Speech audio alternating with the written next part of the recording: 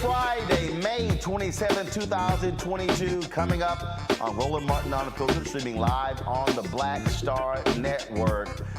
We talk about a variety of issues with Congressman Rev Khanna of California.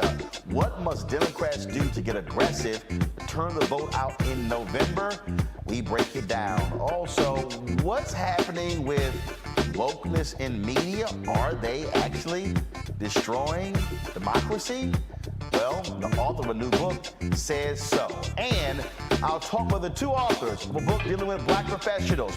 That's right, Randal Pinkett, Jeffrey Robinson, two of my alpha brothers. Their book is out, Black Faces in High Places, 10 strategic actions for black professionals to reach the top and to stay there. Folks, it is a jam-packed show on this Memorial Day weekend. It is time to bring the funk on Roland Martin Unfiltered on the Black Star Network. Let's go. He's got it. Whatever the biz, he's on it. Whatever it is, he's got the scoop, the fact, the find. And when it breaks, he's right on time and it's rolling. Best believe he's knowing. Putting it down from sports to news to politics. With entertainment just for kicks, he's rolling. It's Uncle Roro, y'all. It's Roland Martin, yeah. Rolling with Roland now. He's funk, he's fresh, he's real, the best, you know he's Roland Martin now.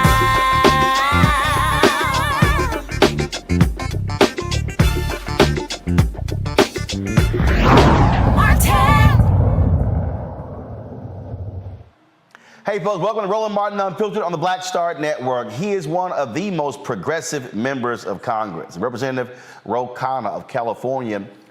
He and I talked, and we talked about a variety of issues, but one of the things that is really important that you're going to get out of this is the sense of urgency Democrats need to turn voters out at the ballot box in November. Here is our conversation. Representative Khanna, there's several things I want to talk to you about, but one of them just jumps out, this that we're now dealing with. We're seeing the first arrival of this baby formula from overseas. And what's driving me crazy, you have Republicans who've been complaining about Democrats on this issue, and literally a significant number of them voted against spending money to bring in baby formula. And now we know that the reason we have a crisis is not just because of Abbott, because Trump made it more difficult to import baby formula. How the hell are Democrats and Biden to blame for a problem Republicans don't want to fix? Well, you're absolutely right. Look, 192 Republicans voted against giving funding to help fix this baby formula shortage. I mean, look, one of the problems was that the FDA didn't have enough inspectors. They didn't get to the Abbott facility in time. That was all Trump-era policy. Democrats just funded to fix that problem. And the president is deploying the military to try to bring this baby formula. And the Republicans are not helping. So they want to criticize the president, but they aren't doing anything constructively in terms of the funding that'll help get baby formula into the hands of families that need it. So, but to me also, I'm always about messaging as well. And I just don't necessarily believe that Democrats are doing a good enough job of walking the American people through this and then letting them know, like, here's your problem. I mean, look, people right now are going, hey, we got problems with food prices. We got problems with gas. We got problems with inflation, and it's important to let folks know, here are the folks who are actually trying to fix the problem. Here are those who actually help create the problem and then who don't want to fix it. You're right. And we could do a better job of that. Look, I mean, Trump was driven by protectionism, and he basically didn't want it's one thing to put tariffs on China. I agree with some of that. But to put tariffs on European products such as baby formulas are basically protectionism through the FDA is partly what's created the problem. And then you've got a Republican Congress that's unwilling to fund the efforts to get more baby formula into the United States. So they're very good at casting blame, but as the president's pointed out, they don't have a constructive policy. Now, I do think the president has taken decisive action, and I'm glad he's taking that, and he's got to continue to take decisive action, even on the price of food, the price of gas, I personally think the government ought to be buying at the low dips of food and gas and then selling it back to the American people at cheap prices to bring price stability. We've got to, people aren't complaining. Those are real issues in my district, and we've got to take bold action to try to lower prices. Let's move on to another issue. 2 days from now, it's going to be the second anniversary of the death of George Floyd. And I can tell you that people are still greatly bothered that you didn't have the George Floyd Justice Act that was passed by the United States Senate, was passed by the House. The president has not moved on executive orders. Congressman, I can tell you, this is going to be one of those issues that's going to play a crucial role in a lot of Black folks, especially young people, turning out in November. Do your party leaders understand how the inaction on this issue is going to hurt them come November? I don't think they get the gravity, candidly, Roland. I mean, I think they're two colossal failures of this Congress. The fact that we have not done anything to pass the George Floyd Act, a basic police reform. I mean, this is not, it was a very moderate bill, actually, and the fact that we haven't done anything on voting rights. And these are sort of fundamental rights. Basically, your right to be able to vote in this country, your right to be able to walk on the streets and not get shot by a cop, even if you're unarmed. And we're not passing these things. And so the Progressive Caucus in Congress has been screaming about this for the past year and a half. I do think if we can't get it through the Senate, that the president really needs to look at decisive executive action on both of these before Labor Day. And not only that, we still are seeing poll numbers, unbelievably low poll numbers. One poll showed the president is at 26% among young voters, a similar number among Hispanic voters. Again, none of that bodes well for November. What must party leaders and what must candidates be doing to conveying to the American public, whether it's inflation, whether it's in these other issues, that Democrats are better to respond to this than Republicans? We see how they're voting against baby formula, not wanting to support the George Floyd Justice Act, not giving a damn about voting rights. But the reality is you have people who are saying, you know what, Democrats, you had the majority, you didn't fix it, I'm going to go somewhere else. That, again, is what people are facing come November. Well, we got to tell people the stakes. I mean, I get people's frustration, but giving Donald Trump power is not going to do anything for racial justice, economic justice, or climate action. But two, the Democrats have to understand that young voters are very idealistic voters. They want a better, more just society. So we've got to deliver something on voting rights, on police violence reform, and through executive action. But there are two other places we've got to deliver.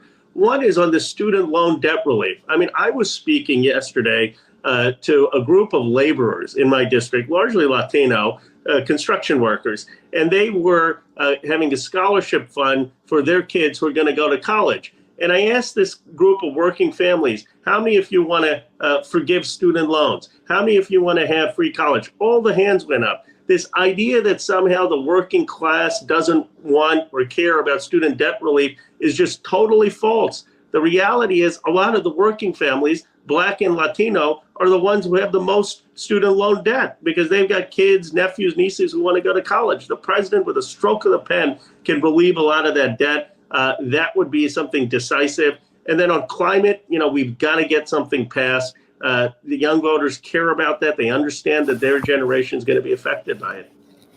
I think that you're absolutely right when it comes to when you talk about that idealism, but also, again, people voted in 2020 based upon saying, elect us, we'll get these things done.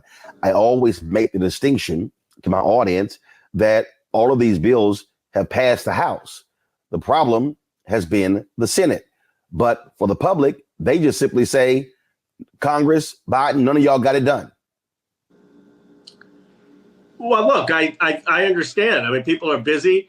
They sacrificed a tremendous amount in 2020 to get us elected. They're not going to follow the every Senate vote. But I do think that in the next 6 months, the president can be more vocal. He can come out and say we got to abolish the filibuster. He can come out and start campaigning against the Senate on a couple of these key priorities, especially on something as critical as voting rights, especially as something as critical as climate, especially as something as critical as Roe versus Wade and codifying that. I think people want to see some fight in our party for the fundamental rights. And they will understand if there's a lot of fight and the numbers aren't there and we vote and, we're short a senator. But I don't think they see sufficient urgency or fight yet on these key issues.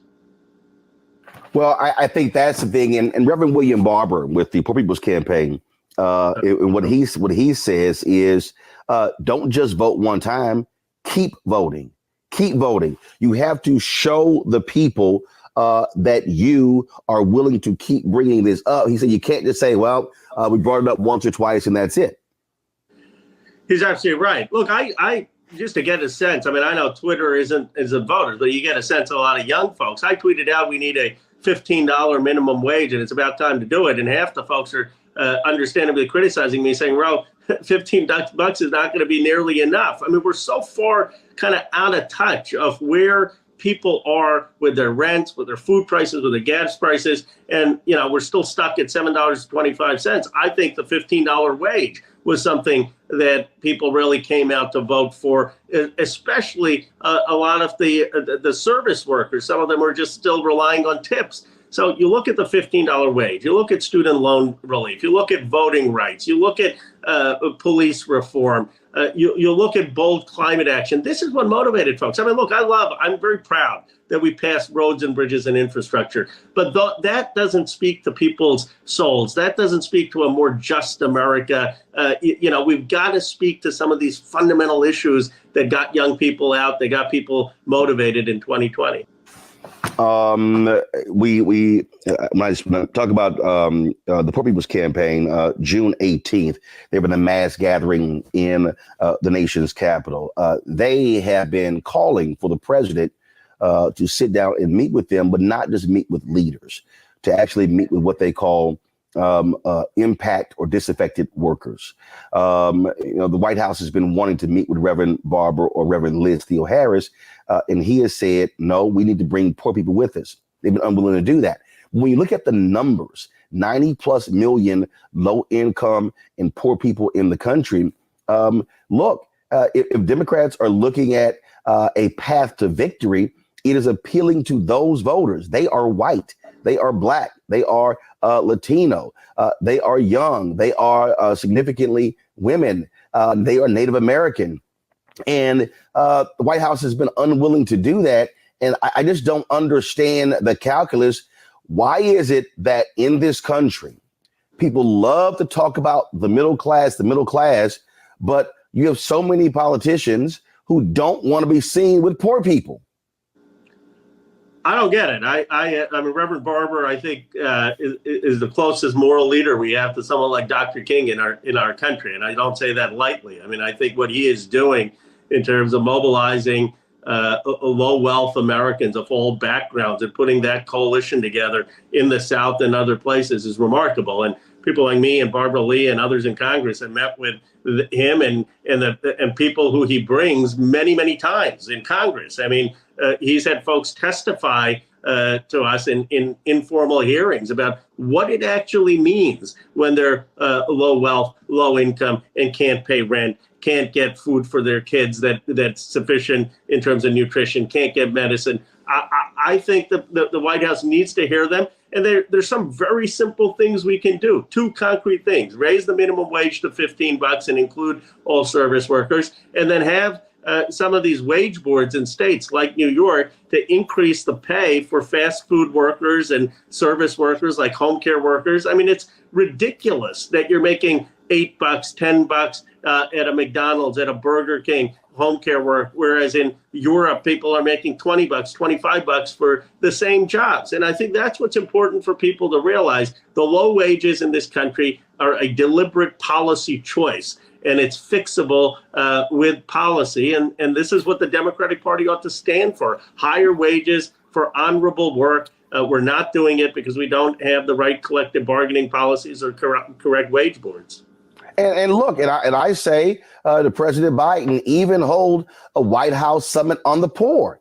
I mean, look, the numbers don't lie when you look at. And again, what people often say is that the poor don't have lobbyists in Washington, D.C. They are also voters.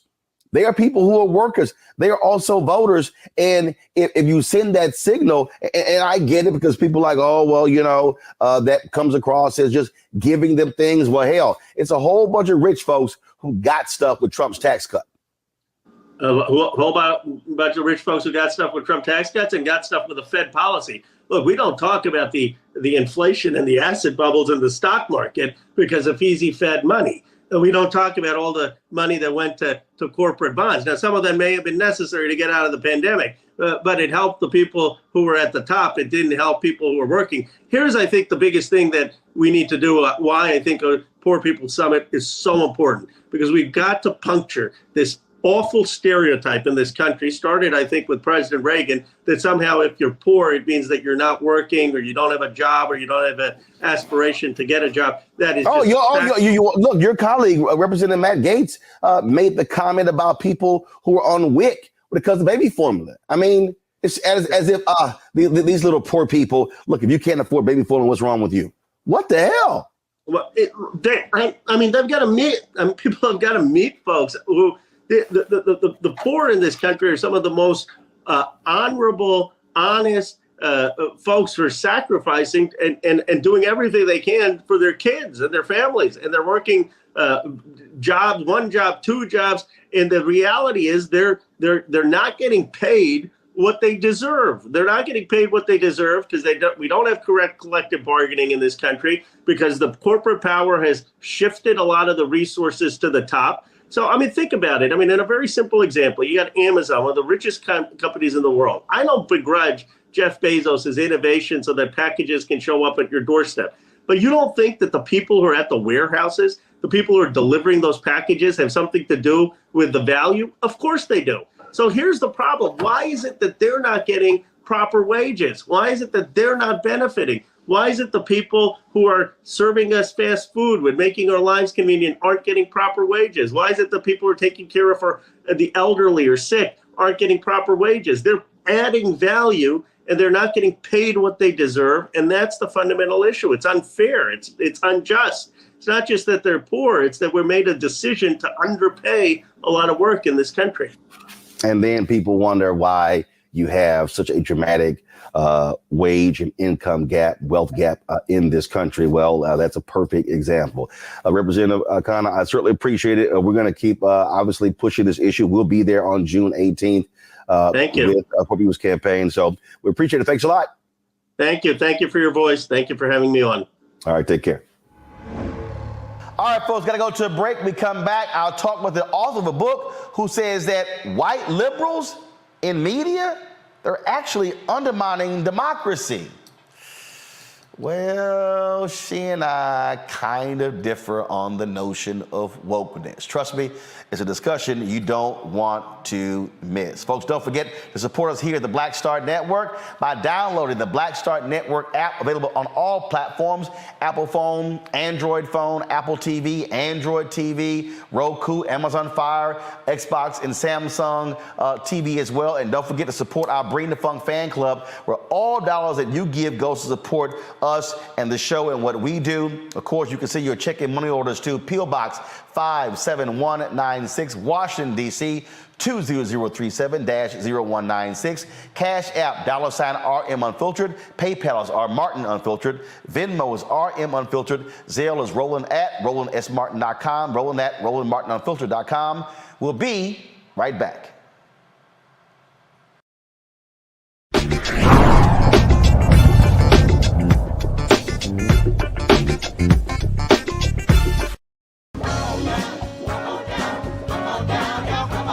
Welcome you to the launch of the Mass Poor People's Low Wage Assembly and Moral March on Washington, D.C., June 18, 2022. We are a new, unsettling force, and we are powerful, a new, unsettling force. compelling power that we, poor and low-income people, have to reconstruct society from the bottom up. And we need to do it with the loudest voices possible, the biggest actions possible. Because we know that there is no scarcity in this land. The only scarcity is the moral will to do what's right. Hold on, just a little while longer. We are those with sub-minimum wage jobs who can't afford sky-high rent. People with disabilities are the fastest growing minority group. It's crazy to me that in 2021, it's still legal for workplaces to pay a sub-minimum wage to people with disabilities. There are still so much trial and tribulations that we go through as Indigenous people. We can't get a decent wage to sustain ourselves, nor can we get adequate housing. Veterans across this nation say enough is enough. We can't pat essential workers on the back on one day and then cut their health care the next day. Health is a political choice. What more do I need to do to prove that my voice is just as valuable as anyone else's? There are still forces in denial that would try to slow walk our transition to a clean economy and a just future for us all. We have an immoral system run by immoral people. But together we walk, and we walk and we fight. It's time for a change. Reconstruyamos esta gran nación. See, we are people of resilience. As we fight these interlocking injustices together, when we work together, mobilize together, and rise together, we become a voice for the voiceless, and we become an agent of change in a time where great change is needed. We need the third reconstruction to ensure that deaf people, people with disabilities, and all people can have the right to live and to thrive. We know what they are doing, but the question is, what are we going to do? Reconstruction begins when we change our mentality and say it's time for you to get your foot off of my neck.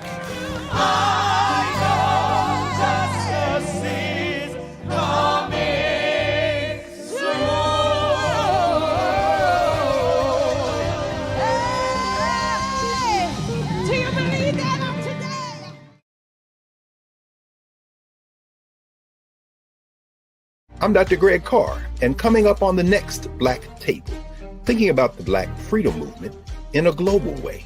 Dr. John Monroe joins us to discuss his book, The Anti-Colonial Front, which maps the social justice movement in the United States and its impact internationally, from Asia to Africa, and how movements like anti-communism were used to slow down racial equality, like critical race theory today. Critical race theory today, communism back then, that's essentially mobilized to shut down any challenges to a given system of power. Connecting the civil rights movement to colonialism on the next Black Table, exclusively here on the Black Star Network. I'm Deborah Owens, America's Wealth Coach and host of Get Wealthy. Let me ask you a question. Are your financial affairs in order? Or are you like Prince, Aretha Franklin, and Chadwick Boseman, celebrities that passed away with no will? Well, that's the topic we're covering on our next Get Wealthy program. Do you have the proper strategies in place to make sure that your assets and everything that you've worked so hard for pass on to the next generation and you create legacy wealth? So I encourage people to be thinking about what is the long-term plan as opposed to just for today or just right after I pass away. That's right here on Get Wealthy, only on Black Star Network.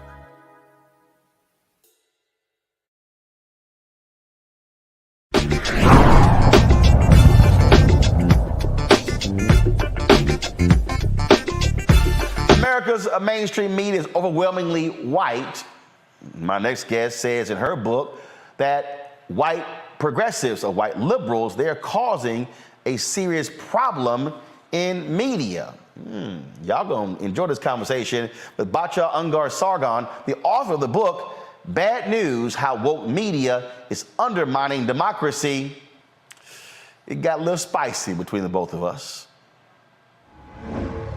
All right, Batya, let's talk about your book, Bad News, How Woke Media is Undermining Democracy. First off, define your definition of woke. Great. So first of all, thank you so much for having me. I'm really honored to be talking to you and very excited for this conversation.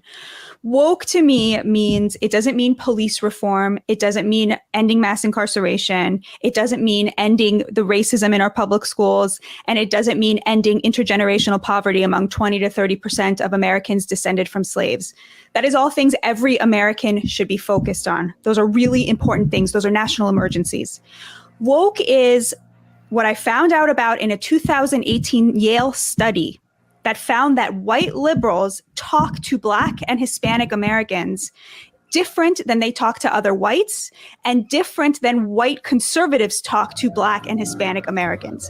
White liberals dumb down their vocabulary when they talk to Blacks and Hispanics. This was a Yale study from 2018 that found that. That is wokeness. It's a view that says that white people have a power and a privilege and an agency that puts them above people of color, so that their instinct unconsciously, when they meet a person of color, is to dumb down their vocabulary. And I think that that is so corrosive and patronizing. The assumption of oppression based on skin color, it is really dehumanizing. That's what wokeness is.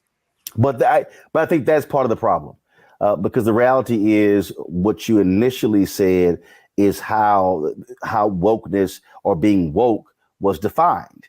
African Americans actually define that in terms of what woke is. Now, what then happened was, I think, get a number of different things, how other people, non-Black folks, then began to define wokeness. Also, how those who don't agree with those issues begin to define it. I think about, again, political correctness. I think about diversity. I think about how those phrases have been turned on their head. So I think part of this issue is when we talk about woke, Black folks have a very clear understanding of woke is when non-Black folks then begin to try to define it for us, as opposed to sticking with what the actual definition is. I could not agree with you more. I think that's a really crucial point. And I think that every single place where progressives lose their way is when they depart from where the Black community is at.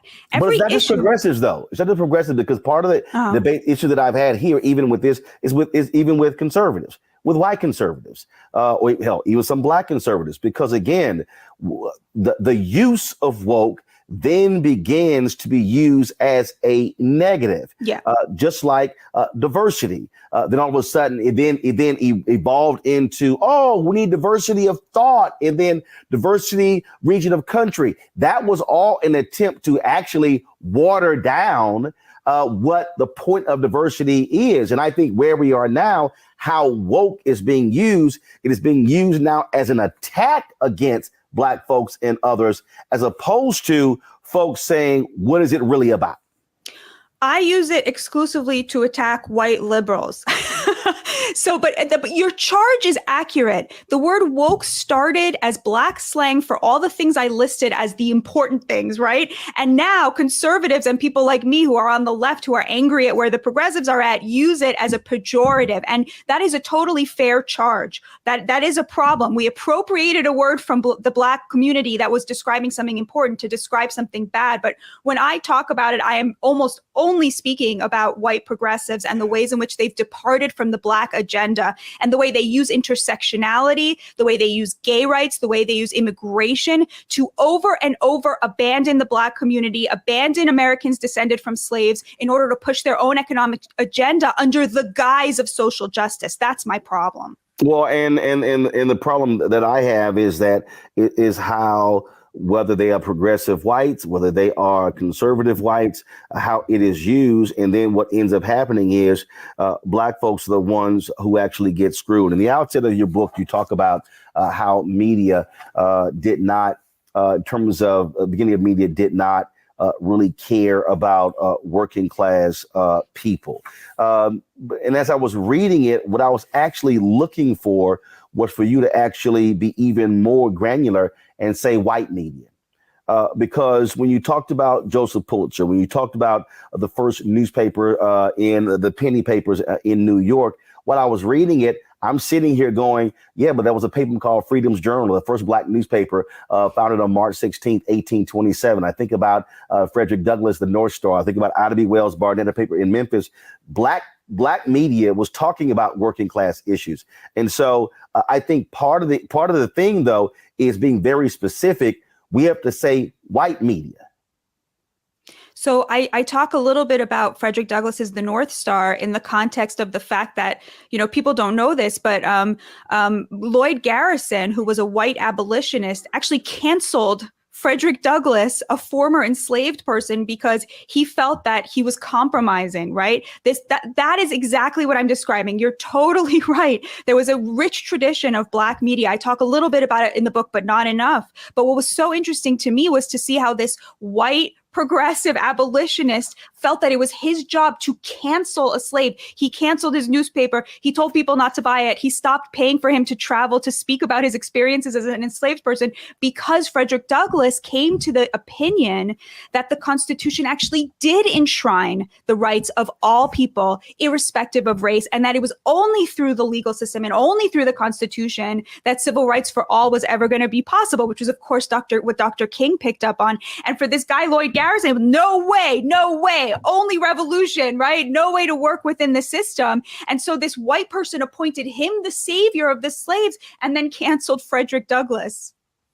But when we look at American history, though, I mean, the reality is, this year Liberia celebrates the 200th anniversary of its creation. And then you had the American Colonization Society, which is comprised of a diverse group. You had those people who actually believed, who were abolitionists, who didn't believe in slavery. But then, of course, you had those white plantation owners who were afraid that freed people of African descent were somehow going to free their slaves. And so you had these two forces, multiple forces that were involved in the American Colonization Society.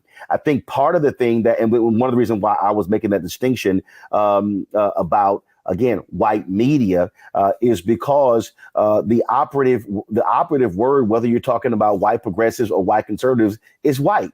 And that is the issue in this country. Even at the inside of your book, when you say something is wrong with American journalism, I will actually change it to say something is wrong with American white journalism, because these are the issues we're dealing with. Because in when we say mainstream media, we really mean white media. The issue that you find is they look like Wall Street, look like Silicon Valley. And so you do not have real voices at the table. You're now seeing it. Kim Godwin, president of ABC News, Rashida Jones, president of MSNBC. But when you got a majority of your newspapers in the country who won't even fill out the AS&E diversity survey, that tells you where we are in white media.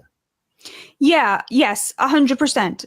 I would argue, though, that the reason that American media is so white is because it is made up of people of immense economic privilege. And unfortunately, America's rich are still America's white. So to me, the class piece here is a much bigger problem, because when you look at the people of color who are allowed to succeed in American media, they are all from Harvard or Princeton or Yale or University of Chicago. Their backgrounds, their economic and educational backgrounds look a lot like the other American elites. Whereas you look at the Black community, and 2/3 of Black Americans say that they are either moderate or conservative. You're never going to hear those voices in the liberal mainstream media.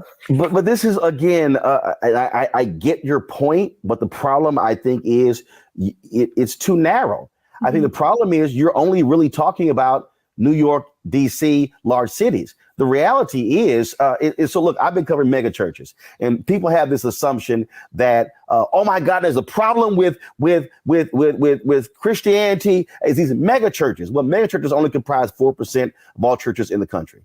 96% of the churches in America are not mega churches. When we talk about elite, look, the average journalism salary ain't several $1 million or even $100,000. My first job coming out of college, the Austin American-Statesman, which had about 230,000 circulation, offered me $20,100. I said, no, you got to pay me at least $2,000 more. When I got hired at the Fort Worth Star-Telegram a year later, it was at $32,000. And so the issue, I think we got to define this. The issue is when you talk about large media companies that then become sort of the gatekeepers, but the journalists out there who are doing some amazing work, who are covering some amazing issues, they're not part of the elite. They didn't go to the Harvard's, University of Chicago. That's really your New York Times, your Wall Street Journal, your papers like that. And of course, Fox News, ABC, NBC, where you got people who on the air talking about so-called working class voters, but they're making several $1 million and their kids going to private school. So it's a really important point. Let me just clarify a little bit. So 75% of American journalism jobs today are on the coasts. The majority of journalists working today are actually working for either digital media companies, national media companies, or those elite legacy media companies. Local journalism is unfortunately dying. It's very sad to say. You're totally right. There are still local journalists who are working for $40,000 a year, but the vast majority of journalists are coming to a place like New York and taking a starting salary of $25,000 a year to work in a digital media company, which tells you everything you need to know about who their parents are, right? Because you could not have afforded to live in New York City on $25,000 a year when you were starting. But this is where I got to push back, because I know individuals who are not coming from rich backgrounds. And so they're not. What you have is, look, I'm dealing with people. Look, I'm a 3-time board member of the National Association of Black Journalists, lifetime member in the Hall of Fame, and I'm dealing with journalists who are looking at jobs in Chicago, looking at jobs in New York, places like that, but they're not making a lot of money. 2 and 3 or 4 of them are living in apartments with others, and so it's not. I mean, I get your point, but I know a whole lot of folk who look like me, who don't come from rich backgrounds.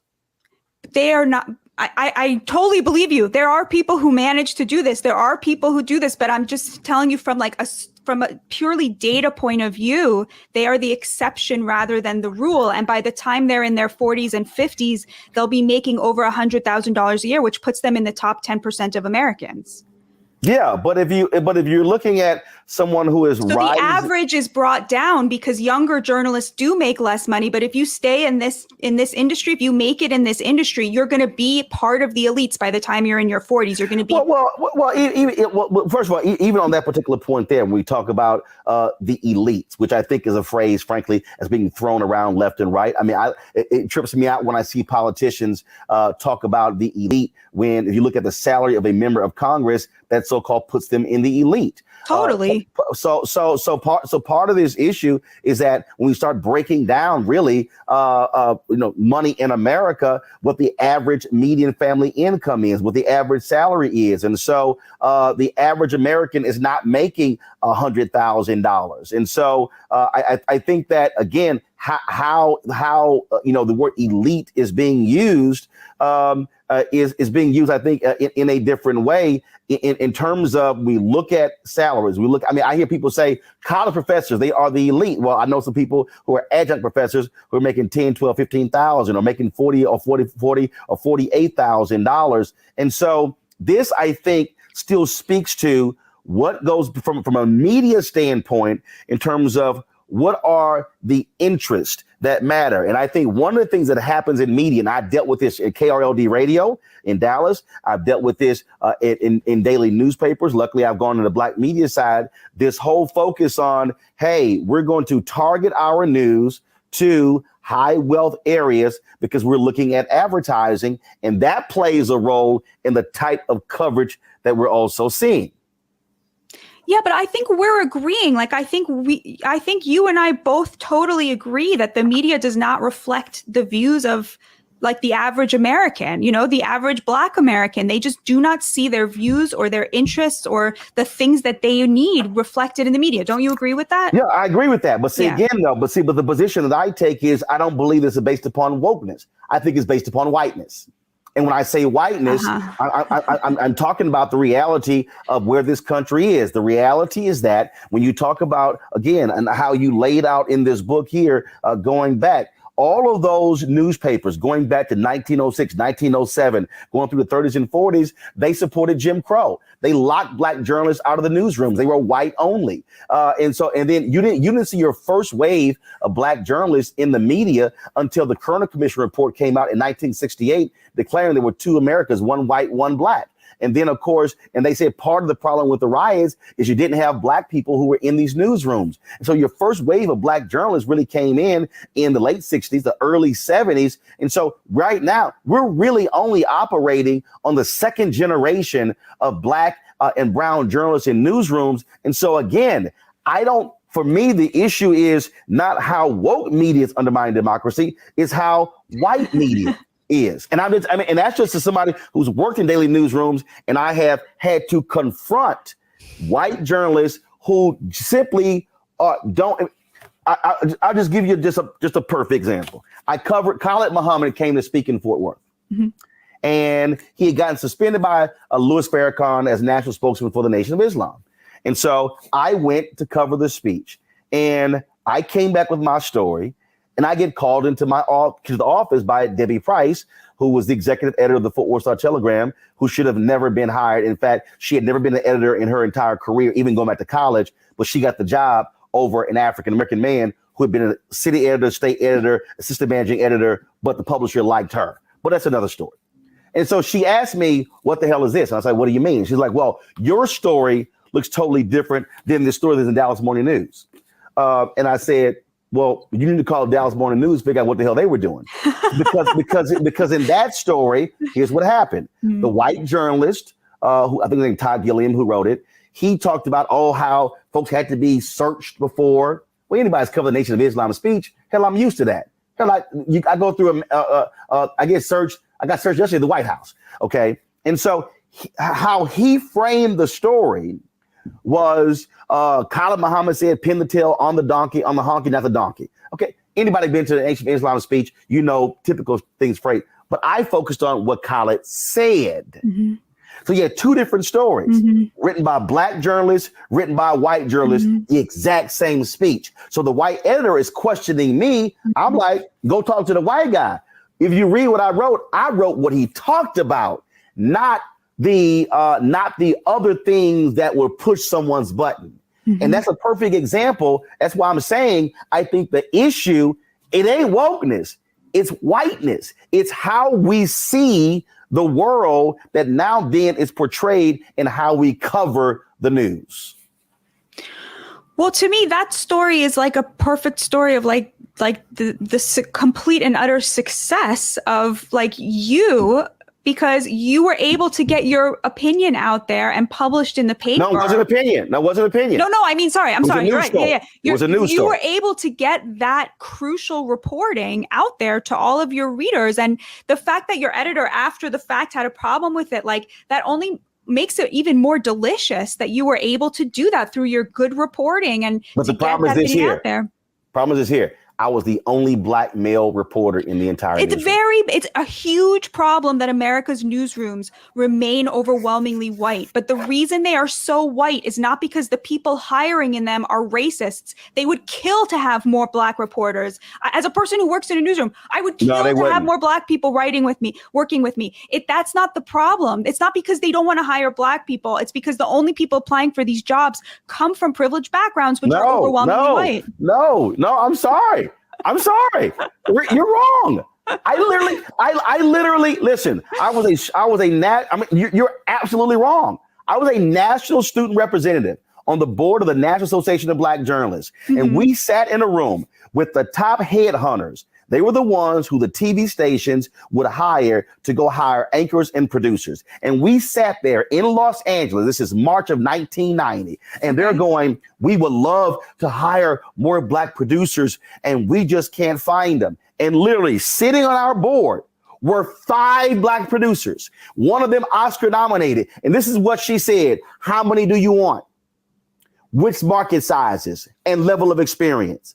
She said, I can call 100 right now. So what happens is, what you're saying is that it really is a white media excuse. because it goes to where they recruiting. We just saw this in Silicon Valley. Silicon Valley's talking about, oh, we can't find black engineers. But you know where they were not going? They weren't going to Spelman. They weren't going to Xavier. They weren't going to FAMU. Wait, they weren't going to Prairie View. Hold on. So that's did they then not hire the people she suggested, or they did hire them? No, because it then becomes the next excuse. See, this is again 3 times I've been a board member. I've sat in meetings where we have met with CNN. We've met with Penske Media. We've met with Verizon when they owned Oath. I mean, I have sat in meetings with local stations, local newspapers, sitting across from white media executives who say, "Oh, we would love to hire," but then all of a sudden, what then happens is it then becomes where whiteness comes in. Do I know this person? Where they come from? I'm not quite so sure. And then all of a sudden, then you have black journalists who are on islands, and then when it comes to trying to get those stories, if they do get hired, they're trying to get their stories into to the papers or onto the websites or on the air. Then it becomes, I'm not quite sure. CNN, when I was at CNN, they could not find somebody to go interview Winnie Mandela. Okay, great. They said, Roland, will you go? Sure. I go down to Birmingham, Alabama. I interview Winnie Mandela. They come back and say, do the interview, about 20 minutes with her. They go, we got a problem. I'm like, what's the problem? Why didn't you ask her when she went on trial for the accusations of them putting tires around the necks of people? I said, why the fuck y'all didn't interview her? I said, I asked Winnie Mandela what I want to ask Winnie Mandela. They literally said, we're not going to run the interview. That's terrible. No, it's fine. I went to John Klein, the president of CNN, and said, hey, they're not running the interview. Give me the tape. I'm going to run it on my TV One show, because I had a weekly show on TV One, Black Cable Network. Again, black-owned media. John said, great. Winnie Mandela dies in March of 2018. I was in Memphis covering the 50th anniversary, getting ready for the 50th anniversary of the assassination of MLK. I hear she dies. We restreamed the interview. The only reason you can see that interview is because I had a black-owned media outlet. But these were white editors deciding, oh, we don't like the fact that you didn't ask her this question. Y'all didn't even send me questions. So therefore, we're not going to run it. And this is what I'm talking about. This is the frustration for black and minority journalists. And so, again, I read your book and I went through it. And literally, every time where you put woke, I put white. And that is so the problem is that when we talk about what was happening is they are seeing America through their blue eyes or green eyes, and not understanding that how you view America is different if you're black or Latino or Asian. And that's why American white media is the way it is now. So for me, it ain't wokeness. It really is the problem of whiteness and how they define what to be an American is. I think there's a lot less daylight between our positions than you're making it sound, because I would say I'm sure that there are problems with, let's say, conservative white media as well in capturing certain aspects of the Black experience or the Hispanic experience, but the problems don't stem from the woke worldview, they stem from something else. So to me, wokeness is like white liberal specifically, but I totally agree with you that there are probably problems on the right as well. They come from the same pool. I mean, again, that's what I'm saying. Because I've been there. I've sat across from who I believe are so-called white liberal journalists. But okay. Let me ask you this. Okay. When you're sitting opposite white liberals versus white conservatives, that study that I started with, right? That sort of patronizing thing that white liberals do when they're talking to Black people and Hispanic people. Yep. Like, doesn't that feel different than when you're talking to white conservatives? Isn't it a different thing? Nope. Because the sociologists found that white conservatives don't do that. I'm not saying they don't have problems. They do have their own problems, but that patronizing thing where they look down on you from this position of like, I have so much privilege, I have to protect you. Conservatives don't do that. They do. But again, it's a different, it's how it comes out. Here's the deal. If someone ignores me and then someone is patronizing me, frankly, I'm feeling the same damn way.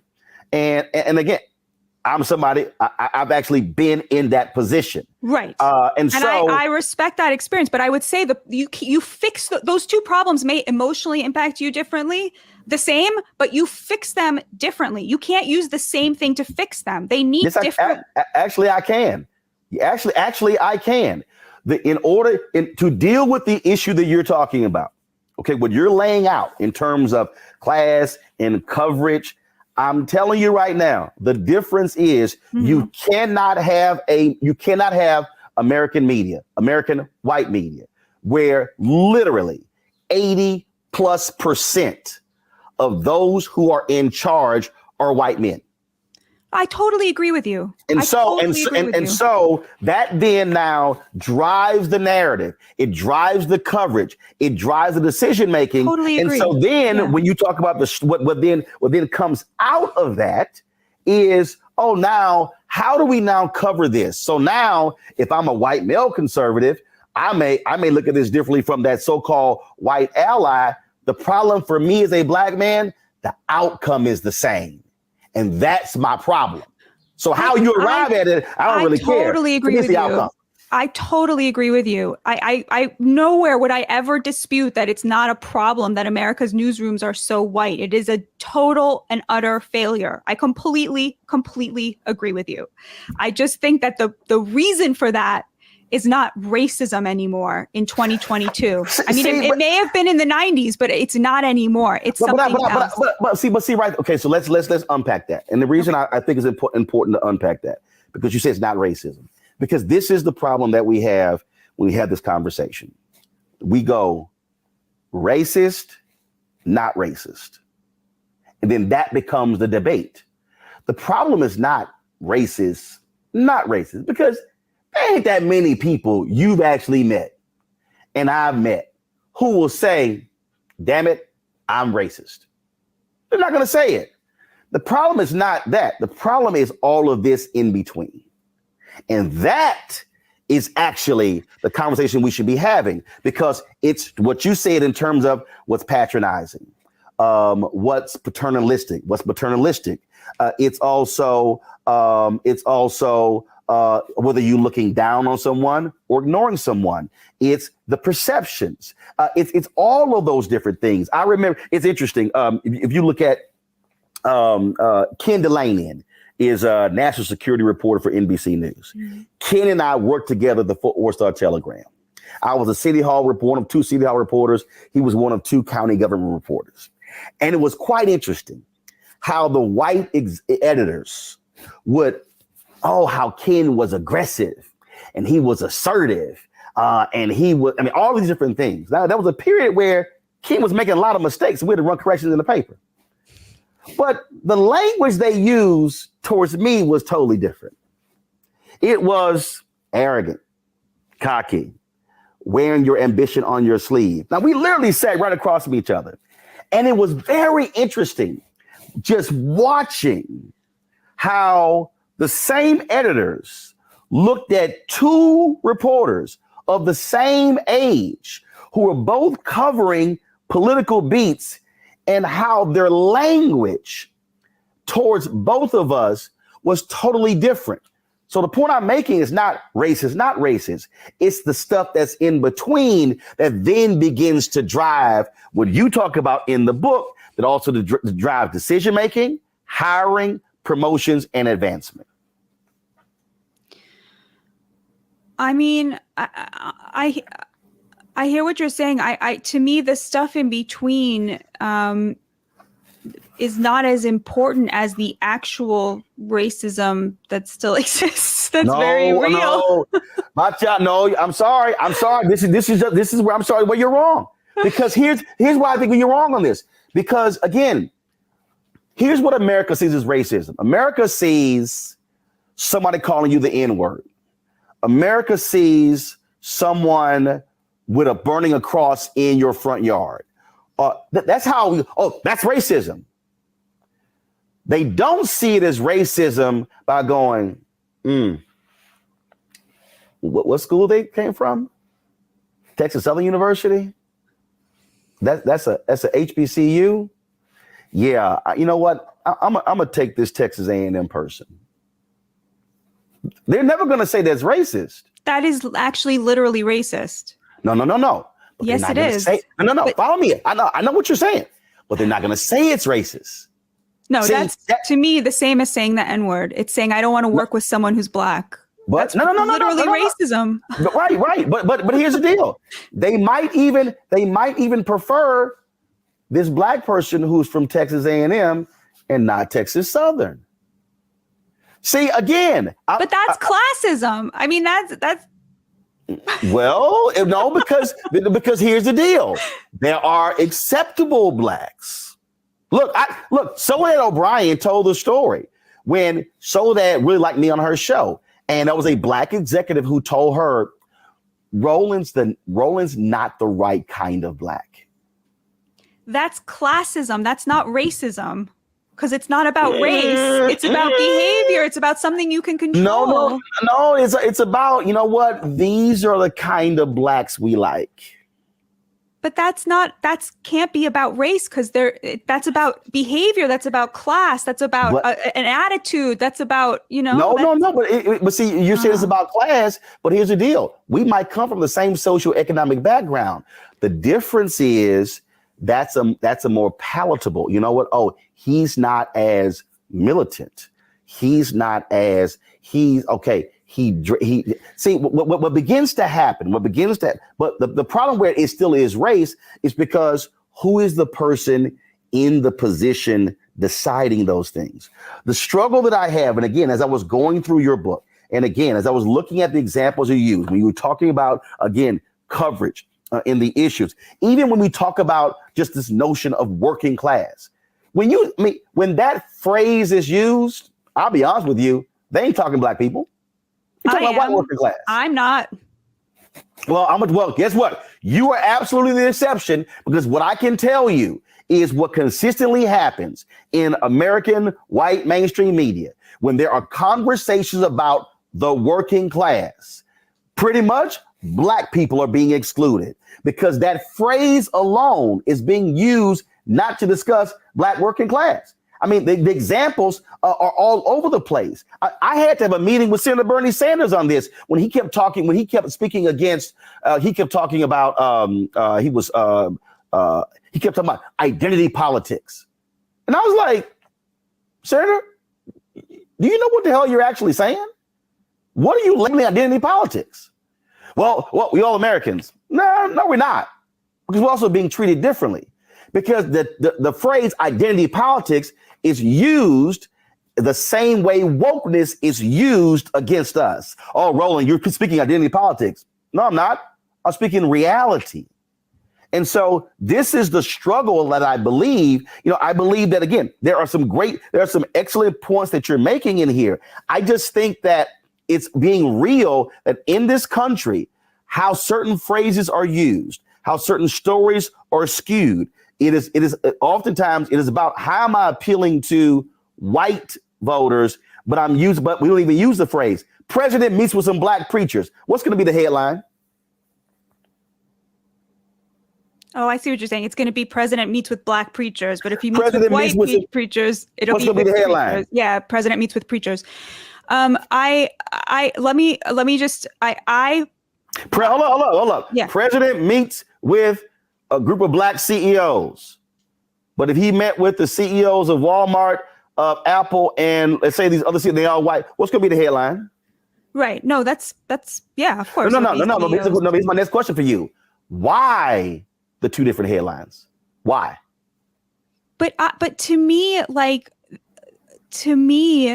the obsession with the in-between erases the total abandonment of the black working class specifically. That's my whole thing, is that black Americans descended from slaves have been abandoned by both sides on the altar of other stuff, other things like immigration and gay rights and all these and other stuff.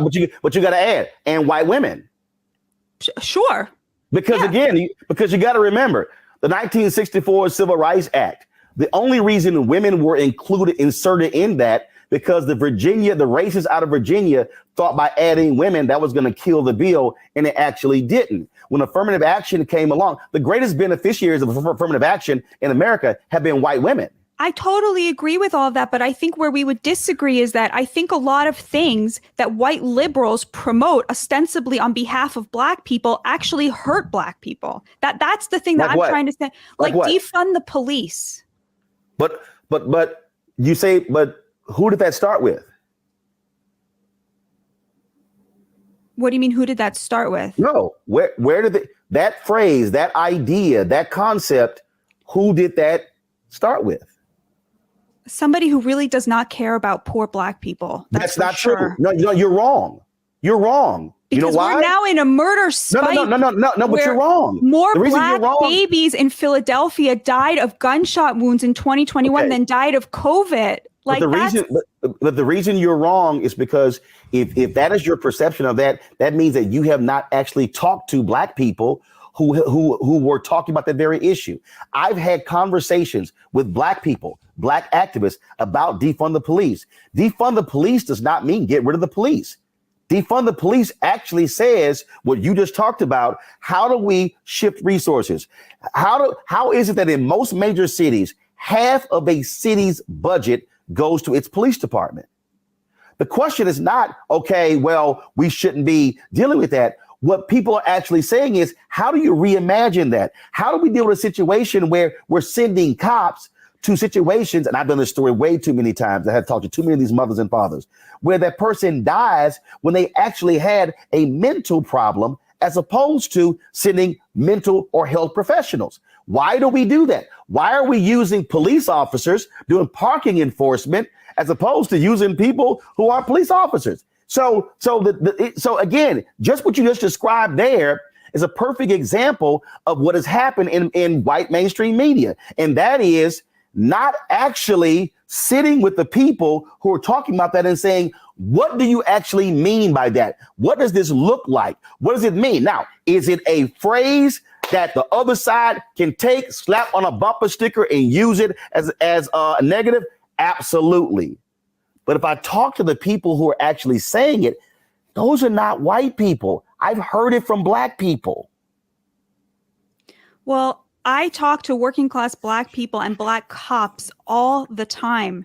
And what I'm hearing from the cops is that they go into these neighborhoods, and ever since the defund the police movement and the new view of the cops as every single one of them being like homicidal and out for Black blood, they now see kids running around with guns, waving them. They're not scared of the cops anymore, and they're not ashamed of the cops anymore. And we are these cities have become war zones. Children can't get to school without being shot at. They can't play in playgrounds without being shot at. And I'm just telling you, from what I am hearing on the ground, this is very connected to the defund movement. No, it's not. No, I'm telling you. No, but I'm saying I spent 6 years in Chicago. 6 years. Do you know what one of the fundamental problems in Chicago is? Tell me. One of the fundamental problems in Chicago ain't defund the police. It's not they don't have enough cops. It's literally because the police department in Chicago has been so oppressive against Black people don't trust the cops. So the deal is, you show me a city where you actually have relationships between communities and police, I'm going to show you a difference. Please go read the Kansas City newspaper, the Kansas City Star. They did an exhaustive investigation about the rampant racism in their police department. And do you know who was mostly quoted in it? Black cops. And so and I just came back from Kansas City and did a town hall with the Kansas City Urban League on this very issue. Black cops talk about it. Go to Philadelphia. Go to New York. I'm not going to deny that we need I'm not going to deny that we need police reform. We absolutely need police reform. We have a huge problem with the cops. I'm not going to deny that. I agree with you about that. But what defund the police did was it slapped people in the face. And yes, what then happened is, people, oh my God, no, we're taking money from the cops. No, you're not. And so was it difficult to explain? It was. And so it was used as a negative. But the problem I'm saying is, it's not that Black folks are saying we don't want police. They don't want to get beat up by cops. They don't want to get shot by cops. They don't want to get shaken down by cops. And so it's a whole different nuance there. My parents were Civic Club founders. Okay. So they dealt with cops and commanders and the police chief all the time. I can tell you, since I was 8, 9, and 10, I was sitting there seeing the conversations. So black people are not saying we don't want police. What they're saying is we don't want to get shot. Totally. We don't want to get beaten. I totally agree with that. There's an amazing book called Ghetto Side by Jill Leovy. And she writes about how there's a sort of double-edged sword where on the one hand, Black communities are over-policed on misdemeanors, which reduces trust with the cops. Oh. What then happens is that when there is like a violent crime, a murder, a robbery, a carjacking, they don't want to help the cops. They don't want to participate, cooperate with the cops, give testimony because they don't trust them. And so they can't catch killers. They can't actually solve these crimes. Guess who also does that? Which is why the murder clearance rate when the murder victim is Black is so much lower. It's 50% lower than when they're white. I totally agree with all of that. Who? Guess who does that? Because white conservatives and the ATF. See, follow me here. When I'm talking about how we view things, we have not had a Senate-confirmed ATF director in 7 years. Because now these are so-called believers in law enforcement. But why is it they don't want to confirm an ATF? Senator Cory Booker went off of them yesterday on this very issue. What I'm saying is when we even the conversation you and I are having right now, because of our backgrounds and how we look and how we grew up, we see this whole issue totally different. I can talk to people and I can actually say, oh, I see why people think defund the police is negative. But then when I actually talk to people who are dealing with the realities of policing, and I hear how they are explaining it, I'm like, it actually makes sense in terms of how do we shift resources.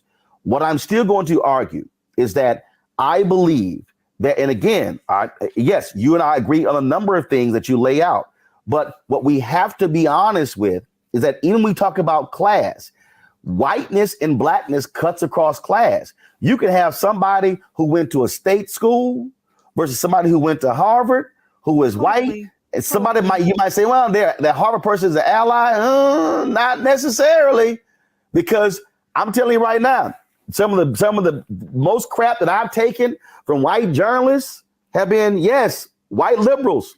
But wait, let me ask you something. What is the defund the police's movement's response to the surging crime? Like, what is their response to these babies being shot down? Easy.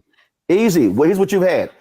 First of all, you had an explosion in the last 12 years of guns being sold in the country.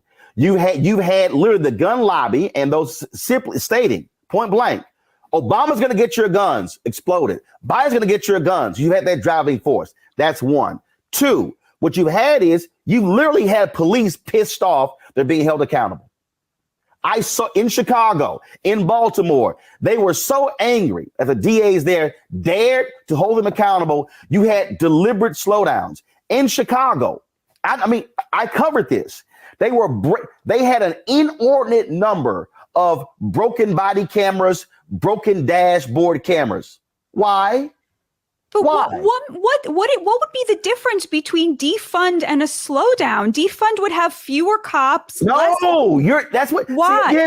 Tell me why. You're defining when you reallocate resources, you have fewer cops. No.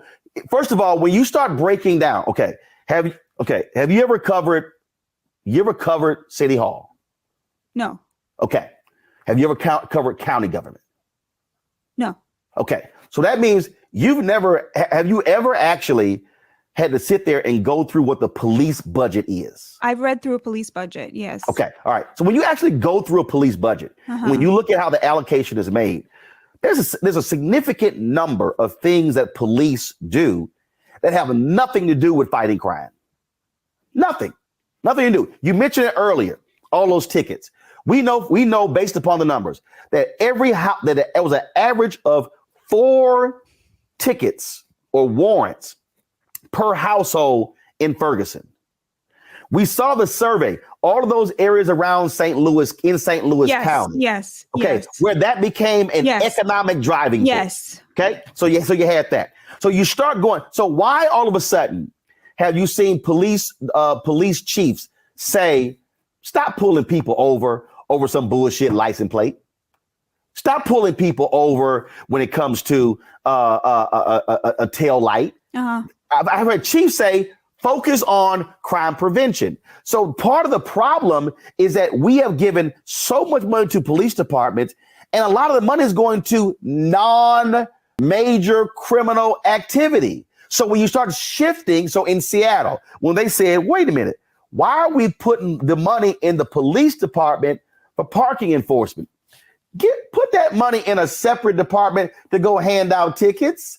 How about we examine how they are using the resources? So that's what defund the police is actually saying. What they're saying is, San Francisco talked about it. Hey, if you get a call and on the call, they're stating it's a mental issue, don't send the cops, dispatch a mental health professional. Okay, to me, that is called police reform, what you just described. But guess what? You choose to call it police reform. Somebody else calls it defund the police because they're choosing to be provocative. Here's the deal. We can call it whatever we want, Batya, as long as we get to the same place. Amen, and brother. So that's why I'm not hung up on the phrase, because you know why? What I'm doing, just like I did that Khalid Muhammad speech, I'm listening to what they're saying. I'm not going, oh my God, defund the police. What are they saying? No, I'm listening to what they're saying. And that to me is the problem. We have too many white journalists who aren't listening. They're bringing preconceived notions, or they're bringing a perspective of the police or someone else versus let me listen to what this person is saying. That to me, I think is a problem. So I just don't see it as wokeness. I think this idea of labeling everything wokeness, which look, you go on Fox News a lot, that is by design.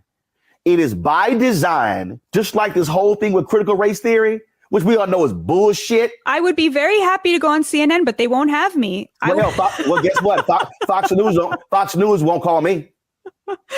Fox News, and guess what? I've had people who Fox News will book people who I put on my show and will not call me. And I have a whole email roster of all of their shows and their producers. My agent has actually emailed Suzanne Scott, the CEO of Fox News, directly, and their head of talent. They will never call. You know why? Because the perspective that I'm offering, we're talking about right now, Fox News does not want on their air. They don't. And so this is they have people from Black Lives Matter on all the time. No. See, okay, but it's okay. Do you know why they have them on there? You know why they have them on there? They let them have their say. No, they don't. Yes, they do. No, they don't. When the Fox News was created, Roger Ailes created an institution where he says, first of all, our anchors always win. 2, we're going to place people on to purposely put them in an antagonist position. That's why they don't. I'm trying. Look, I watch a lot of Fox, and you have first of all, they have a lot of black hosts, but also they let people have their say, and then they disagree with them if they don't agree. I'm telling you how that system is set up, and I'm telling you exactly. You could talk to. I've had the conversations with former black talent and actually black producers at the network. Trust me. Fox News will this is what they say about me. He's different. He's different. So what we're dealing with right now, I'm telling you, which is the struggle in this country when it comes to. Okay, but can I just say something? I don't sit here and say CNN won't put me on because I'm Jewish. They don't want my point of view, but that's not it's just they just don't want it, but that's totally fair. I don't hold that against them. Fine, they don't want my point of view. They don't want it. And I'll go back and I'll say it again. Yeah. I'll go back. Fox News likes certain types of black people. Right. I'm telling you. I mean, and you know what? You know who I'm quoting? You know who I'm quoting? People who worked at Fox News who have told me. Right. But that's what we're dealing with. So this issue in media. This issue that we have in media, again, I'm sorry, I don't believe it's wokeness. I believe what it is there are people who are in positions of power who see the world in a different way. They want to frame the world in their way, through their lens, through their perspective. They're unwilling to actually bring people to the table who might bring a different perspective. And even when, and I'll tell you, one of the issues that we face, even when you talk about some black people at the table, it's a black person who they're comfortable with, who also sees the world similar to them. So they're not going to really try to upset the apple cart. It's a struggle in media, I'm telling you.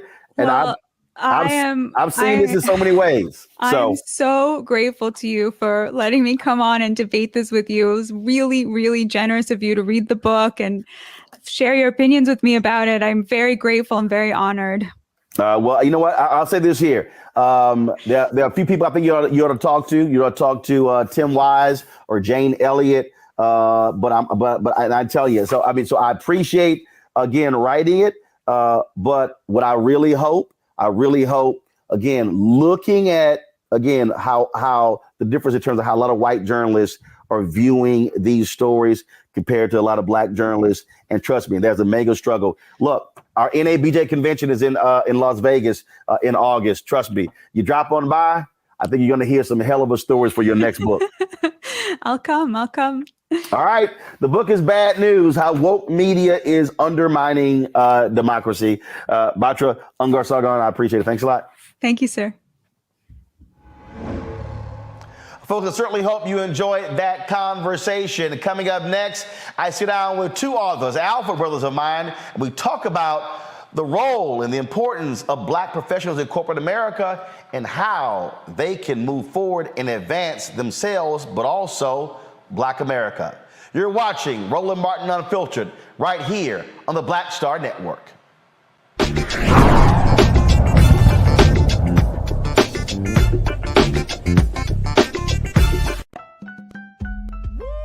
We're all impacted by the culture, whether we know it or not. From politics to music and entertainment, it's a huge part of our lives, and we're going to talk about it every day right here on The Culture with me, Faraji Muhammad, only on the Black Star Network.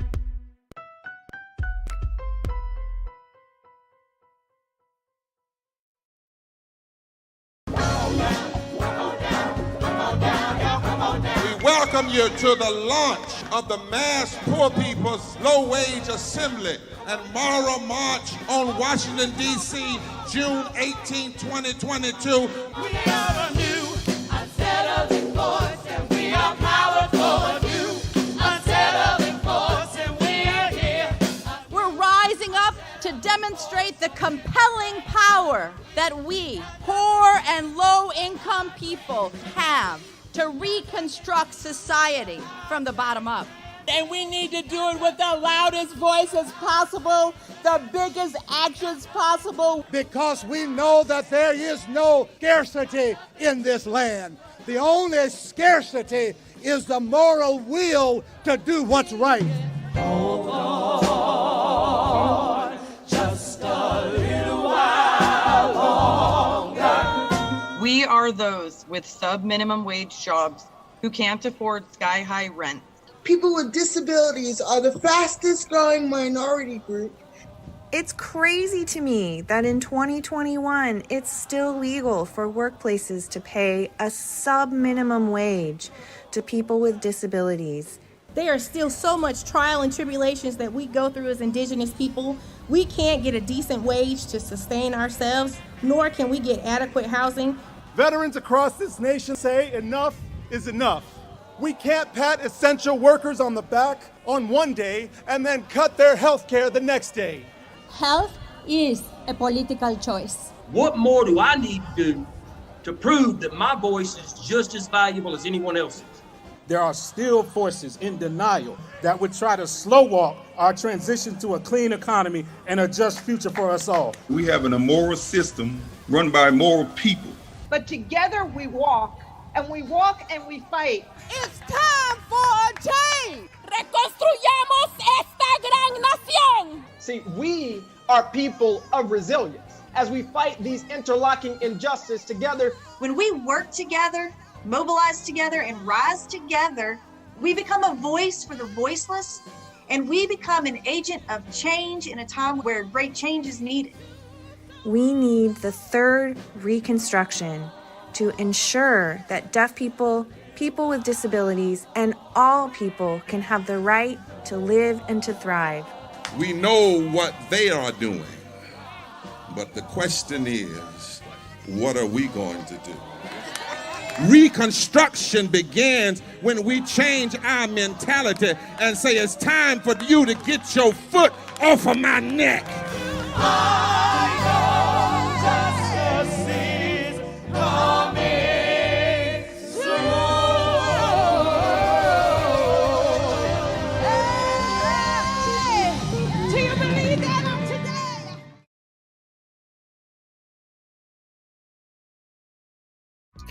Next on A Balanced Life, we're talking everything from prayer to exercise to positive affirmations and everything that's needed to keep you strong and along your way. That's on a next A Balanced Life with me, Dr. Jackie, on Black Star Network.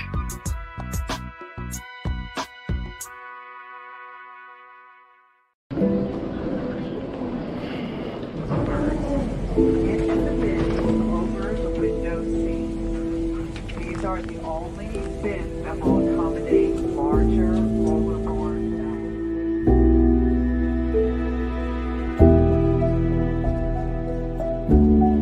They put 10 in here? 10, and you don't come out till you die. And you eat him, he hoops in. Oh my God.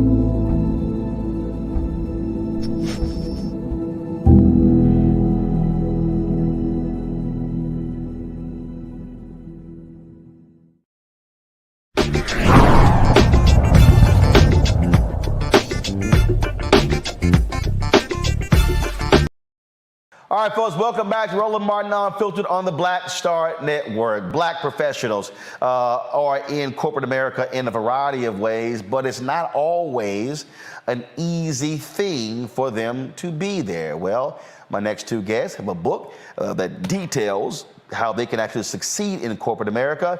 Here's my conversation with Randal Pinkett and Jeffrey Robinson, the authors of the book, Black Faces in High Places, 10 Strategic Actions for Black Professionals to Reach the Top and Stay There.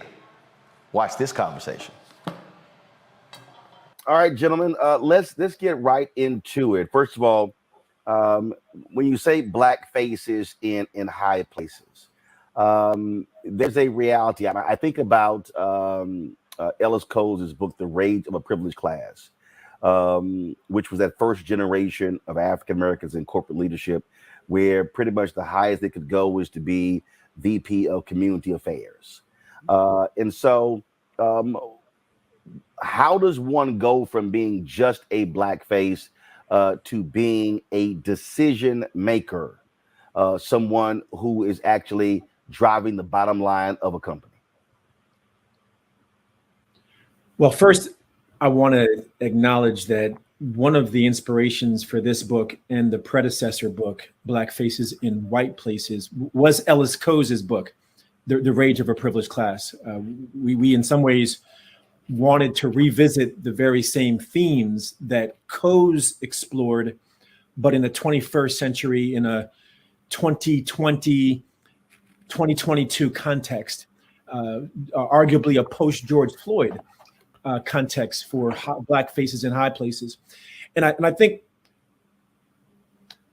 to your question, Roland, nowadays it's less about how do you determine the barriers, kind of what the glass ceiling metaphor represented was. The glass says you can see to the top but can't get there, and the ceiling says you have a limit. We have people who have broken through the glass ceiling. So now it's more about how do we understand what we know to be those challenges, and how do we equip this generation with the tools to apply the lessons that we've learned for those who've been successful without ignoring, and this is important, without ignoring that there are still barriers that exist, and that is not just incumbent upon African Americans to figure out how do I navigate. It's also incumbent upon these corporations and organizations and government agencies to eliminate those very barriers that make it more difficult for us than it does for others. But with that, what we are still dealing with is the reality is in that some glass ceilings have been broken.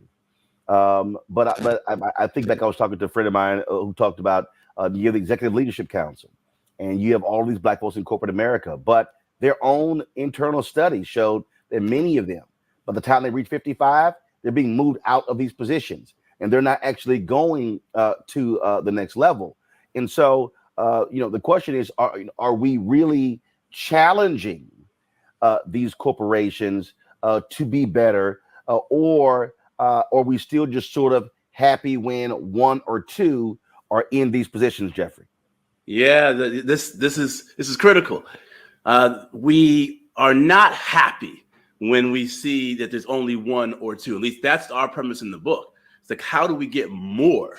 How do we get more to the top? How do we get more through those barriers?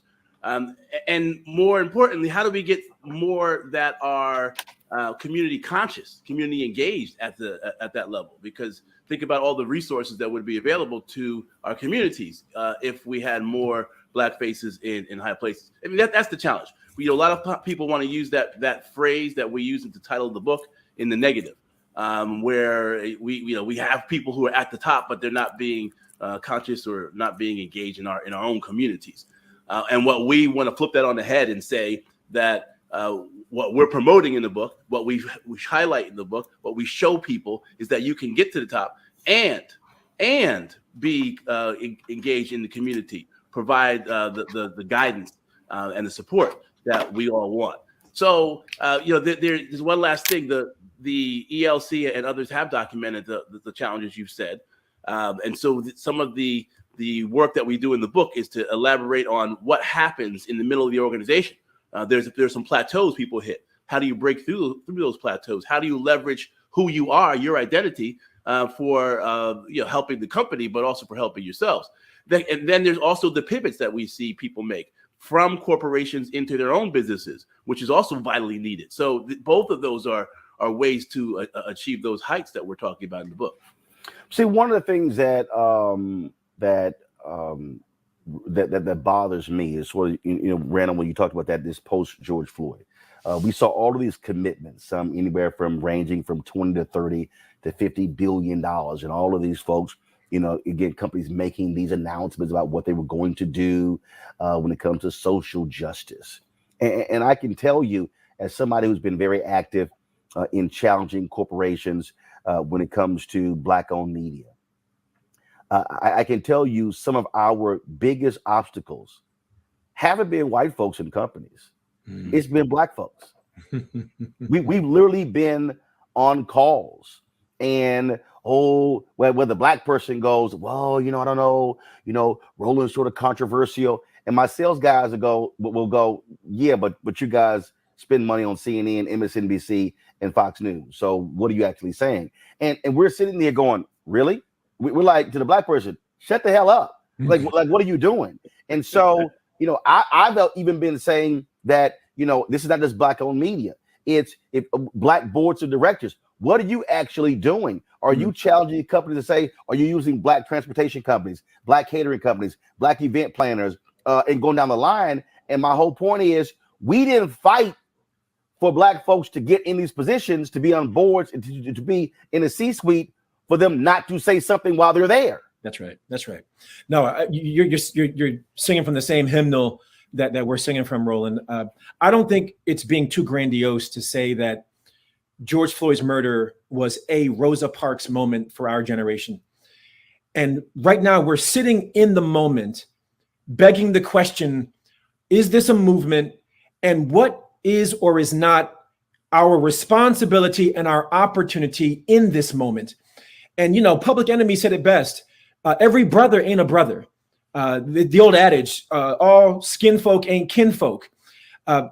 There is not just a reckoning happening racially in our society, there is a reckoning happening within our community that is differentiating between those who are willing to help people who look like them and those who are operatives, plants, that they are representation, but they're not representing. And our book is here to do many things, but among them two things, Roland. First is to say, if you are at the table, you have a responsibility to be an advocate for the issues that affect our community because somebody sacrificed for you to be there in the first place. And second is, when you have these levers of power at your disposal as a Black face in a high place, to bring on Black companies, to advocate for Black media, to support future Black leaders, at the end of the day, if you're not pulling the levers on behalf of our community, somebody else is pulling the levers on behalf of theirs. And so be unapologetic and intentional and strategic about how you do that, because everyone else is following the same playbook. See, the reason why I've been really hitting this thing hard, because at the end of the day, it comes down to the money. I mean, America, I've said this, America really ain't got a problem with us talking about police reform. They ain't got a problem with us talking about, criminal justice reform. They really don't have a problem with us talking about voter suppression. But when you get to the money, it's a whole different conversation. Coretta Scott King often said that they killed my Martin when he started talking about the money. And the thing that I have been challenging folks on is that if we are not having a money conversation, if you are sitting in an ad agency and you know the inside game, you know how they are purposely trying to create the specs that push us out, then you've got to be able to say, how can I change that? If you're sitting there in a company, it just can't be about your stock options and what you're making and sending your child, when if you're in a position where you can actually create the level of generational wealth that's needed. And to me, that requires a level of consciousness walking in to say, look, I need to leave some footprints and some fingerprints when I'm no longer here. But again, to me, that's a mindset, that's consciousness. Yes. Yeah, you're right on. And in fact, one of the things that we try to get people to do in the book is to start inside, then come out. So, in the way that we write, we've written our last two books now, is we intro the book trying to put some context around why we're writing this book, but then we go into 10 strategic actions. In this case, the first 3 actions are all inside. What kind of inside work? Understanding and being thinking about self-determination and our relationship to one another as a means towards understanding what our responsibilities are when we leverage our might. So we give you great strategic actions to do things, but it's in a context of a consciousness, absolutely, that connects us to our brothers and sisters, not only here in the United States, but even around the world. So it's a global diaspora. So that, to me, puts a point on what you were just saying, is that by the time you get to those higher levels and make some of those things, if you haven't done that self-discovery, if you haven't made those connections, then we get what we've been getting. The change is that there's some young people who are coming along who are asking us the question: if I want to be one of those folks who's at the high parts of the organization, do I have to sell out? And we're here to say you don't. In fact, you need not only be strategic and authentic, you need to be unapologetic, because it's a new day and there's some things that we've got to bring to the table, right?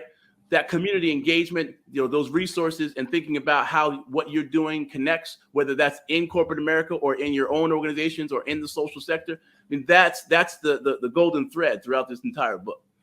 I always had this. First of all, I've long said that everybody ain't built for white places. I mean, I think, and that's important to say. I've always said that I know I could never thrive in a corporate environment. Here's why. Because one, my grandmother had a catering business. My mom had a cake business. Multiple aunts and uncles have had their own businesses. And I've always operated from an entrepreneurial mindset. And an entrepreneurial mindset is different from a corporate mindset. Now, I think a lot of people have to understand, who am I as an individual? What type of person I am? How do I see this? And so I think that there are frustrations. If y'all could talk about that. Have y'all encountered that, where you've encountered people who have been frustrated operating in corporate America and never realized that they really were never destined to be in corporate America? They really were builders and creators, and they were really operating out of, frankly, their skill set. They were operating out of their calling. Absolutely. When we wrote the first book, Black Faces in White Places, which you graciously wrote the foreword for that book, Roland, thank you for that. We launched an institute called the Redefine the Game Institute, which taught mid-career Black professionals how to apply the 10 strategies in that first book. And what we've seen from that program is, as Dr. Robinson said, people doing that self-reflection and introspection to realize what you've just illuminated, which is that when you do the deeper work to ask the hard questions, what's my path? What's my mission? What's my purpose? How am I rooted in my identity? They realize that where I am is not where I belong. And we talk in Black Faces in High Places about two mindsets, which you referenced. First, the entrepreneur's mindset, which is strategic action 8. But we also talk about strategic action 7, the intrapreneur's mindset, that brings the same thinking of an entrepreneur, but realizes I'm operating in an established organization that has certain rules and norms and cultural standards. You have to do that inner work, not only because it's essential to sustaining yourself along what is a very arduous journey, but because two things we found from the research. One, when you do the inner work, you find a better alignment between your calling and your path. And believe it or not, when you find that alignment, you also are more likely to be further propelled in your career compared to those who take one for the team, sacrifice for the organization, compromise something of themselves. All the research shows when you find that alignment, we in Strategic Action 3, we call it Ikigai. It's a Japanese concept that talks about your meaning and your purpose. When you find your meaning and your purpose, it will propel you to do your best, be your best, and find the best path forward for you. I remember when I was at CNN, I had announced that I was doing this line of ascots, bow ties, and ties for the Black-owned company. And I remember we were waiting on something, and I was on the outside of one of the studios, and David Borman, who was then I think was an executive vice president or senior vice president, he's Washington bureau chief. He turns to me and he goes, "Now, you know, Roland, if you were full time at CNN, you wouldn't be able to do all of these things," because it was that I had speeches, I published my own books.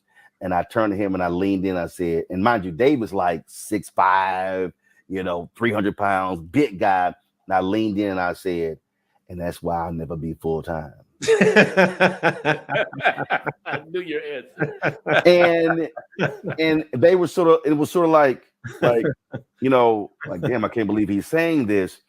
And there was another time when they wanted me, they didn't want to give me a show, but they wanted to create my own segment on the Situation Room.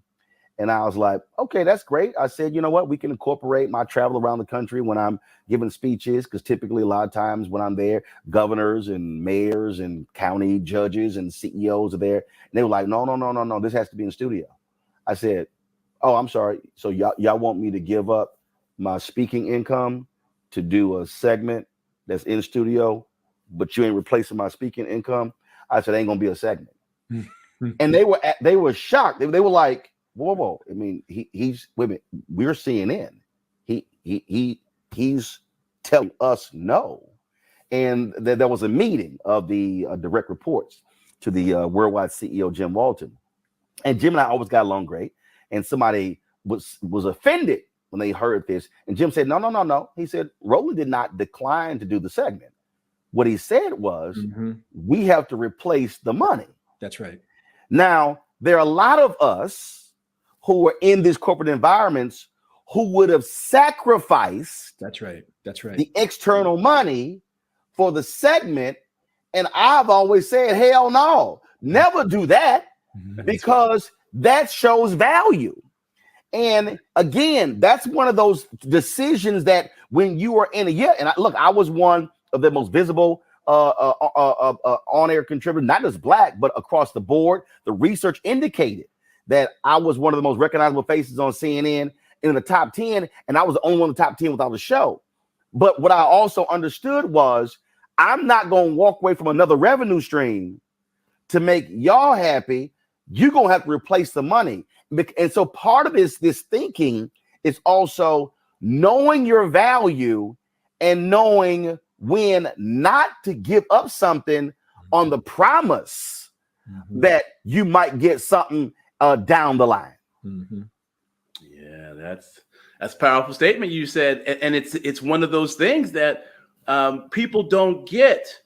Black people, black professionals coming into the organization don't get to hear what you just said unless they have a strong mentor, unless they have a group of friends who have this, consciousness and thought process, thinking about, self-determination, thinking about how they defining themselves as opposed to letting a whole bunch of other folks define who you are or what your value is. So, we're trying to fill some of that gap with this book. Because everybody doesn't have an Uncle Roland Martin to tell them that. Hopefully they're watching the show, but that's the piece that is missing when we're interacting with some of these mid-level professionals. And on top of it, people are suffering physically for it. Their health is failing, and they're having challenges and feeling all this stress because they're trying to be things that they're not, that aren't true to themselves. And some of the social psychologists talk about putting on these masks every day. Right. More companies are moving this way and saying we want more authentic people. But when they say that, I hope they are also realizing that they are going to get to do this inclusion. They're going to get some things they weren't expecting, perhaps. Now they don't really want that. I mean, they don't. That's bullshit. They don't really want. I mean, I think back when I worked at the Fort Worth Star-Telegram. I was a City Hall reporter, and the publisher Rich Khanna had so the managing editor left, and the person who should have it wasn't even a conversation. My man Ken should have gotten. I mean, he was the city editor, he was a state editor, he was assistant managing editor. Everybody loved Ken. I mean, he had all the credentials. The publisher picks a columnist who had never been an editor on any level in her career, including college. I mean, if you put the resumes side by side, Debbie Price could not even touch Ken Bunting. I mean, matter of fact, you would take her resume off the table. So the publisher picks her. And so he comes out to the newsroom and he makes this announcement, and I'm pissed. I ain't hiding it. My body language is like, this is some bullshit. Now, mind you, I'm 2 years out of college. So in the meeting, I look at Ken, and Ken sort of has this look like, Roland, it's gonna be okay. And I'm like, damn that. So then there's this moment for Q&A.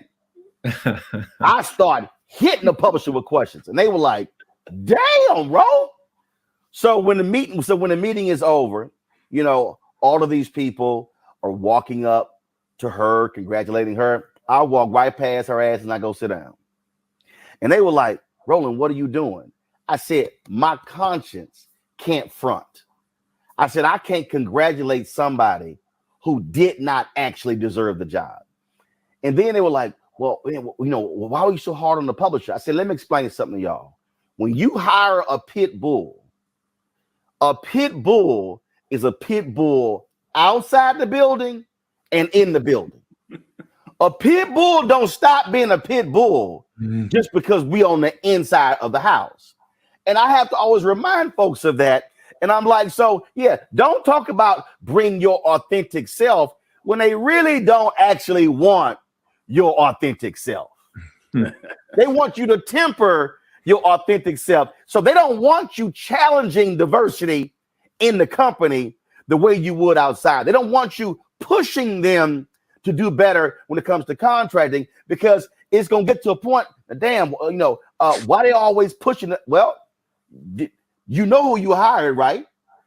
Well, I would add and argue, though, Roland, that I do believe in the post George Floyd era, there is this new context that we're operating in that has given. I'm not saying that they want our full authentic self. That's not what I'm about to say.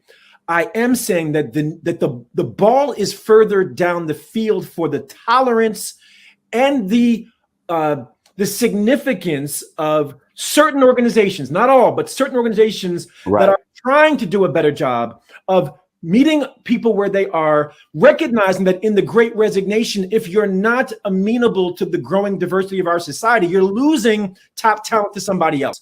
And so I think we are more emboldened, not fully emboldened, but we are more emboldened in the post-George Floyd era than ever before. And I believe there are some organizations that are more legitimately committed, even if they are misguided and misdirected in how they are executing on that agenda. That we're in a new environment now. And I say that to say this, to our earlier conversation, we can't shy away from that window of opportunity, because that window is right now. Right. If we're not emboldened and strategic and unapologetic now, then when else can we be? The window, the moment is now.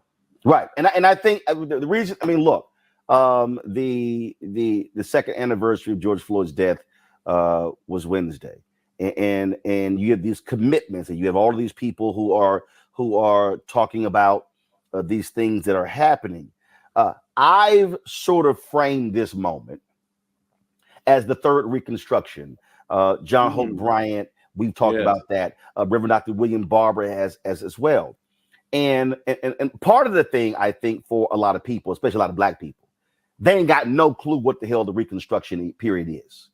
After the election of Trump in 2016, I was in at a panel, DC, and mostly white. It's probably about 5 Black people in the whole room. And I brought up the Reconstruction. I think probably one white person in the whole room knew what the hell I was talking about. And then we had the second Reconstruction. That was that 13-year period from Emmett Till's, I would actually push it back to a 14-year period, Brown versus Board of Education 1 and 2, going all the way through the assassination of Dr. King and the Fair Housing Act, and then affirmative action. And so what I've been saying is that we need to be looking at this period as a 20-year period, a Reconstruction period, which now means post George Floyd, we're only 2 years into the 20, which means that we, as African-American professionals, cannot, to your point, Randall, allow this moment to sort of dissipate. That's right. Because we've got to keep that foot on the pedal, got to keep that foot on the neck, saying, no, we ain't letting up. Y'all, because I go back to the first Reconstruction. It lasted 10, 12 years. W.B. Du Bois put it at 20, but 5 to 6 years in, white folks like, look, we done passed enough laws. Look, we fine. Okay, can we move on to something else? And then it began to wane. And then, of course, by the Great Compromise of 1877, we saw what happened. That's what we cannot do. This actually is the moment. That's right. That we have to actually get people to understand, if you cannot maximize this moment, you Black in corporate America, you will not have another moment in your career. That's exactly right. This is it. Dr. Robinson. Yeah. Yeah. No, you said it. And I know I've been saying this is in the book and that's in the book, but we get to a similar point and break down, 6 different ways in which you can leverage the moment. Talking about how you're connecting, your corporations and organizations and social sector organizations to our community, to the community in the diaspora, through the supplier diversity type of programs. Again, we tick off all these different ways. And if we don't, those who are in the room when those decisions are being made, if we don't bring those things up, who else is going to do it? Yeah. Who else is going to do it? Yeah. That's so right. This is the time. We put together something that we think gives people a guide, and we're very, you got a couple of engineers here with you today, and so we start thinking very analytically about steps and processes and levels to get people to think about it in a very strategic way. But however people get to it, what we're trying to encourage is a consciousness for as you get to those places at the higher parts of the organization, no matter what that is, and how you should act and think about some of those different aspects we've been saying here today. Yeah, it is, and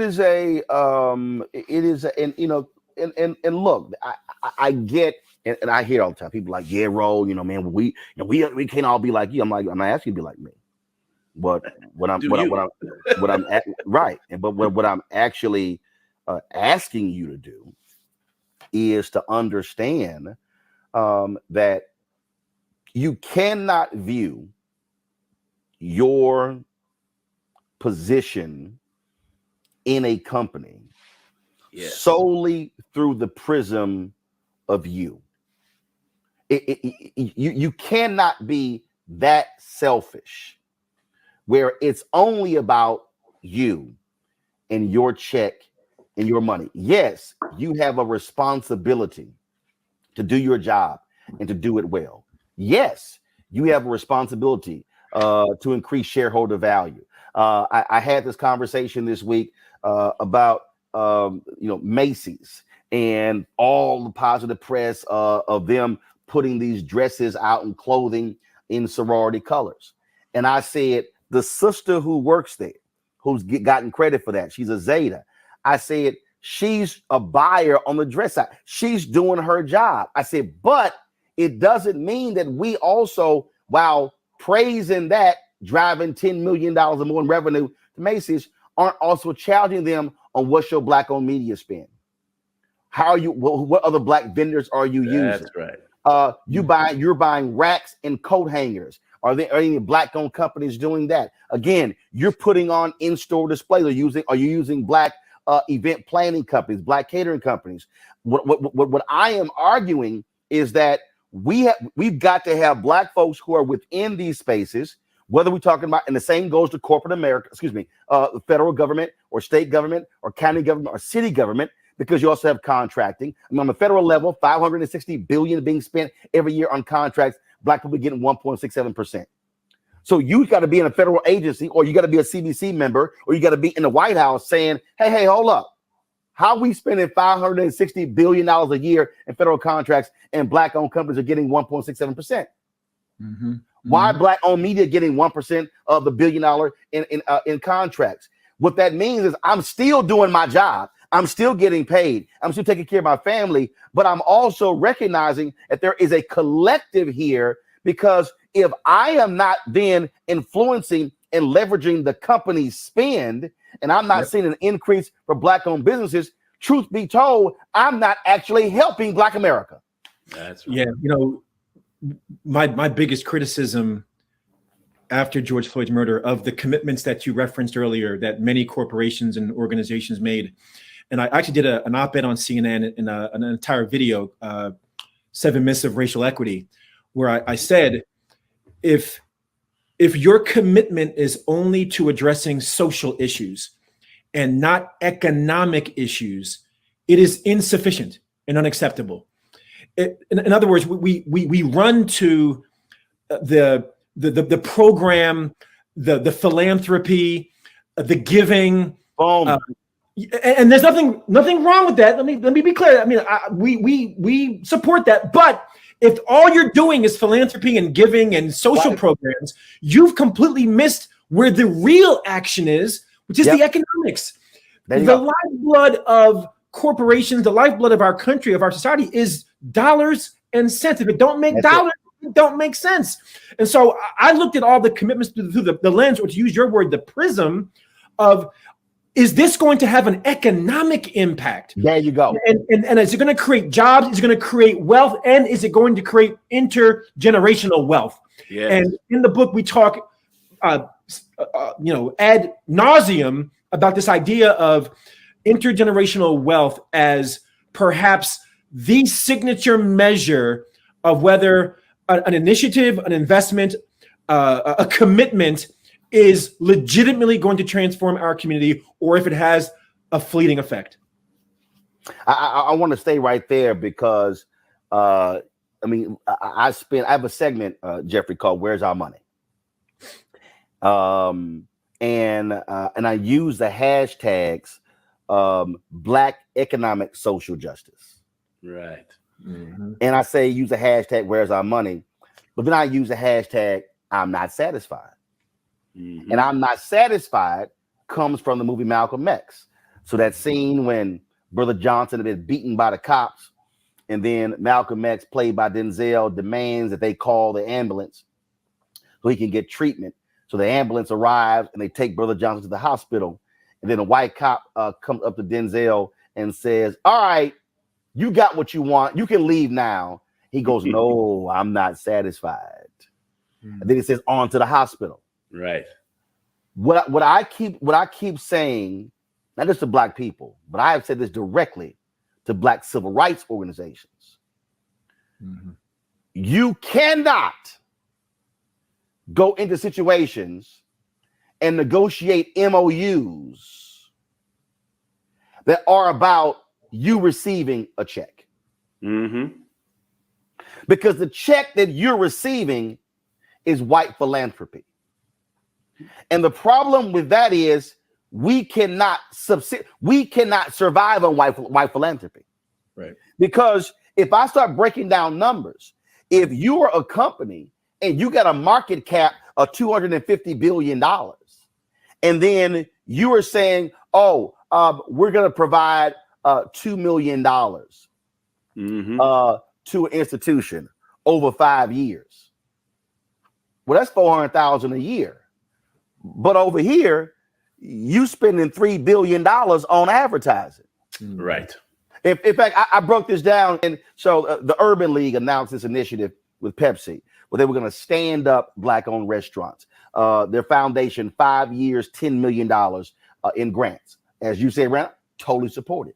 Right. Then they have this initiative where they wanted to drive $100 million in receipts to Black-owned restaurants over 5 years. Now, part of the problem is that they got no way of actually measuring that as to what is like, are you using a promo code or something? So how do we know that your commercials and spots are actually responsible for those receipts? That came from every one of the Black people who own their own advisory committee. But then I began to break it down. I said, so y'all, we ran the numbers. I said, Pepsi spends $3 billion a year on advertising. I said, if Black-owned media, I said, if we got 5%, just 5% of the $3 billion spend, I said, that completely dwarfs that $10 million That's right. commitment over 5 years to the Urban League, and then even $100 million over 5 years for the Black-owned restaurants. I said, so now what does that now look like when we're getting contracts? Mm-hmm. See, philanthropy, that's it right here. Contracts are here. Now, all of a sudden, if we're now getting annually $750 million, $500 million in contracts, we can buy our own damn tables. You're right. And that's how I'm trying to get a lot of these brothers and sisters who are in these companies to think like, don't get hyped because the company made a $5 million commitment when they could literally use Black-owned companies and drive $500 million annually into these companies, which impacts hiring, So now all of a sudden we're lowering the black unemployment rate because we're likely to hire those who are our own. Then, like in my case, I'm using black vendors, black lighting, black set designer, black. So all of a sudden, my capital, my revenue increases. I'm not using other black vendors, so I'm now circulating that dollar. That's how getting. But see, a lot of people go, "Damn, I never thought about it like that," because they're caught up in the hype of the philanthropy. Yeah, yeah, those $5 and $10 million commitments that I've seen, you know, they're drops in the bucket. You know, let's get 10, 15, 20% of that spend on these different categories or more going towards black and brown businesses. It is one of the challenges. No, I ain't got no. I want to go to black businesses. Understood. Here's my whole deal. If you want to fight for brown, knock yourself out. I've literally been in meetings and I was like, yo, roll here for black people. I understand where you're coming from. You know where I'm coming from too. I got you. Roll here for black people. My point is that it's all about philanthropy versus the where the real dollars are. Let's get into some of the contracting. You know, both Dr. Pinkett and I work with National Minority Supplier Development Council, various programs, and the commitments that are made within organizations along those lines are all in the contracting side. Fine, sponsor the program or the training initiative or things along those lines. That's great.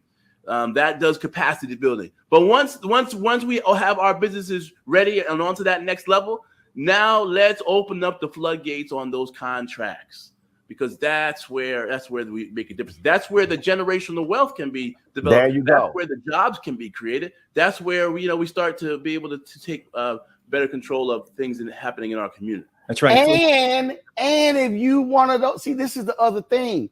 And if you one of those black folks who are in one of these corporate positions, guess what? You now are also creating other places for you to get hired. Yeah. See, that's the other deal. When all of a sudden we are leveraging your position in these places. If you decide to retire at 55 or 58, and guess what?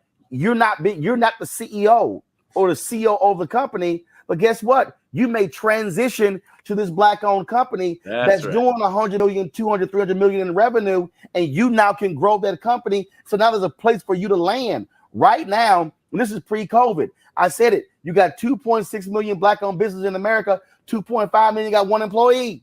That's right. So it's really only 95% of all black-owned businesses doing less 5 million revenue or less. So the part of the problem is, and y'all talk about David Stewart, Kathy Hughes, Bob Johnson was at BET. The reality is those are unicorns for black people, because the fact of the matter is we have few black businesses with capacity. And so these black faces in these white places have an opportunity to, drive those contracts in dollars and revenue. And now all of a sudden you're building black capacity, which could be very well the places that you could transition to run. Yeah, I want to echo and elaborate on this important point. I remember one of my mentors, Bob Blackwell, who at the time was running, I think, the 50th largest black-owned business in the country, Blackwell Consulting Services out of Chicago.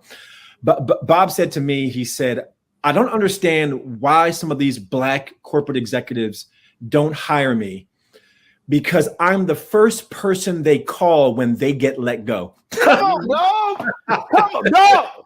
Boom. And let me tell you something. I want to say this with pride, because of Bob's mentorship and because of his investment, what people perhaps don't know is that Dr. Robinson and I have been business partners for 30 years. We have two other partners, Lawrence and Dallas. We started when we were in college, and we've been together now for 30 years in business. And we now run, last time Black Enterprise ran their top 100, we sat at number 92 on the list. Number 90, and we're moving up. Let me tell you right now, we're moving up. They got to put that next one out. We'll probably be around 70 or 60 or so. But my point is this, is we started early because the seeds of entrepreneurship were planted in us at a very young age. And so the other piece of the mindset of the corporate executive who's missing the opportunity to invest in Black businesses needs to be juxtaposed against the message to our young people that you can and should consider entrepreneurship as your path. Interestingly, the number one predictor of whether you will own a business is not your race, your income, your education, your geography, or your nationality. It's if your parents owned a business. There you go. And so not only is wealth, can it be intergenerational? The mindset of an entrepreneur is intergenerational. The more entrepreneurs we create, the more entrepreneurs we will create, because that's the greatest predictor of being an entrepreneur and a business owner. And that's how we create more wealth. Yeah. And it's just, this is it's amazing. You know, we keep going back to, both of you have used this, I've used this, and it is the word that too many people really just ignore. It is mindset. Mm-hmm. It is mindset. And again, I am not saying, I will never say that the people the Black folks who are on the air at ABC, Robin Roberts, Michael Strahan, if you talk about Joanne Reed, Tiffany Cross, Rashida Jones is a president of MSNBC. I've as a three-time board member of NABJ, life member, now in the Hall of Fame, I've been pushing for us to be in those spaces, while at the same time saying we got to have a strong, robust Black-owned media. Right. Two things can be happening at the same time. Because here's the reality. You talk about those folks, calling Bob, but look, here's the deal. Some of those same folk have told me, damn, Ro, you get to say some stuff I can't. Yeah. The thing is, I don't have to go ask somebody else for permission. Can I go cover this story? Because I own the company. That's right. I don't ask anybody. And so the thing is, I think there has to be this mindset of, yes, if I am in a corporate position, and I know for a fact that we are hiring people externally. Look at what the brother Ed Koch tried to do when it came to the law firms, trying to force them to diversify. And he was like, no, we're going to tie it to the money. And see, this is where, again, leadership comes in. If you do not tie changes to your practices to their money, to their pocketbook, to their bonuses.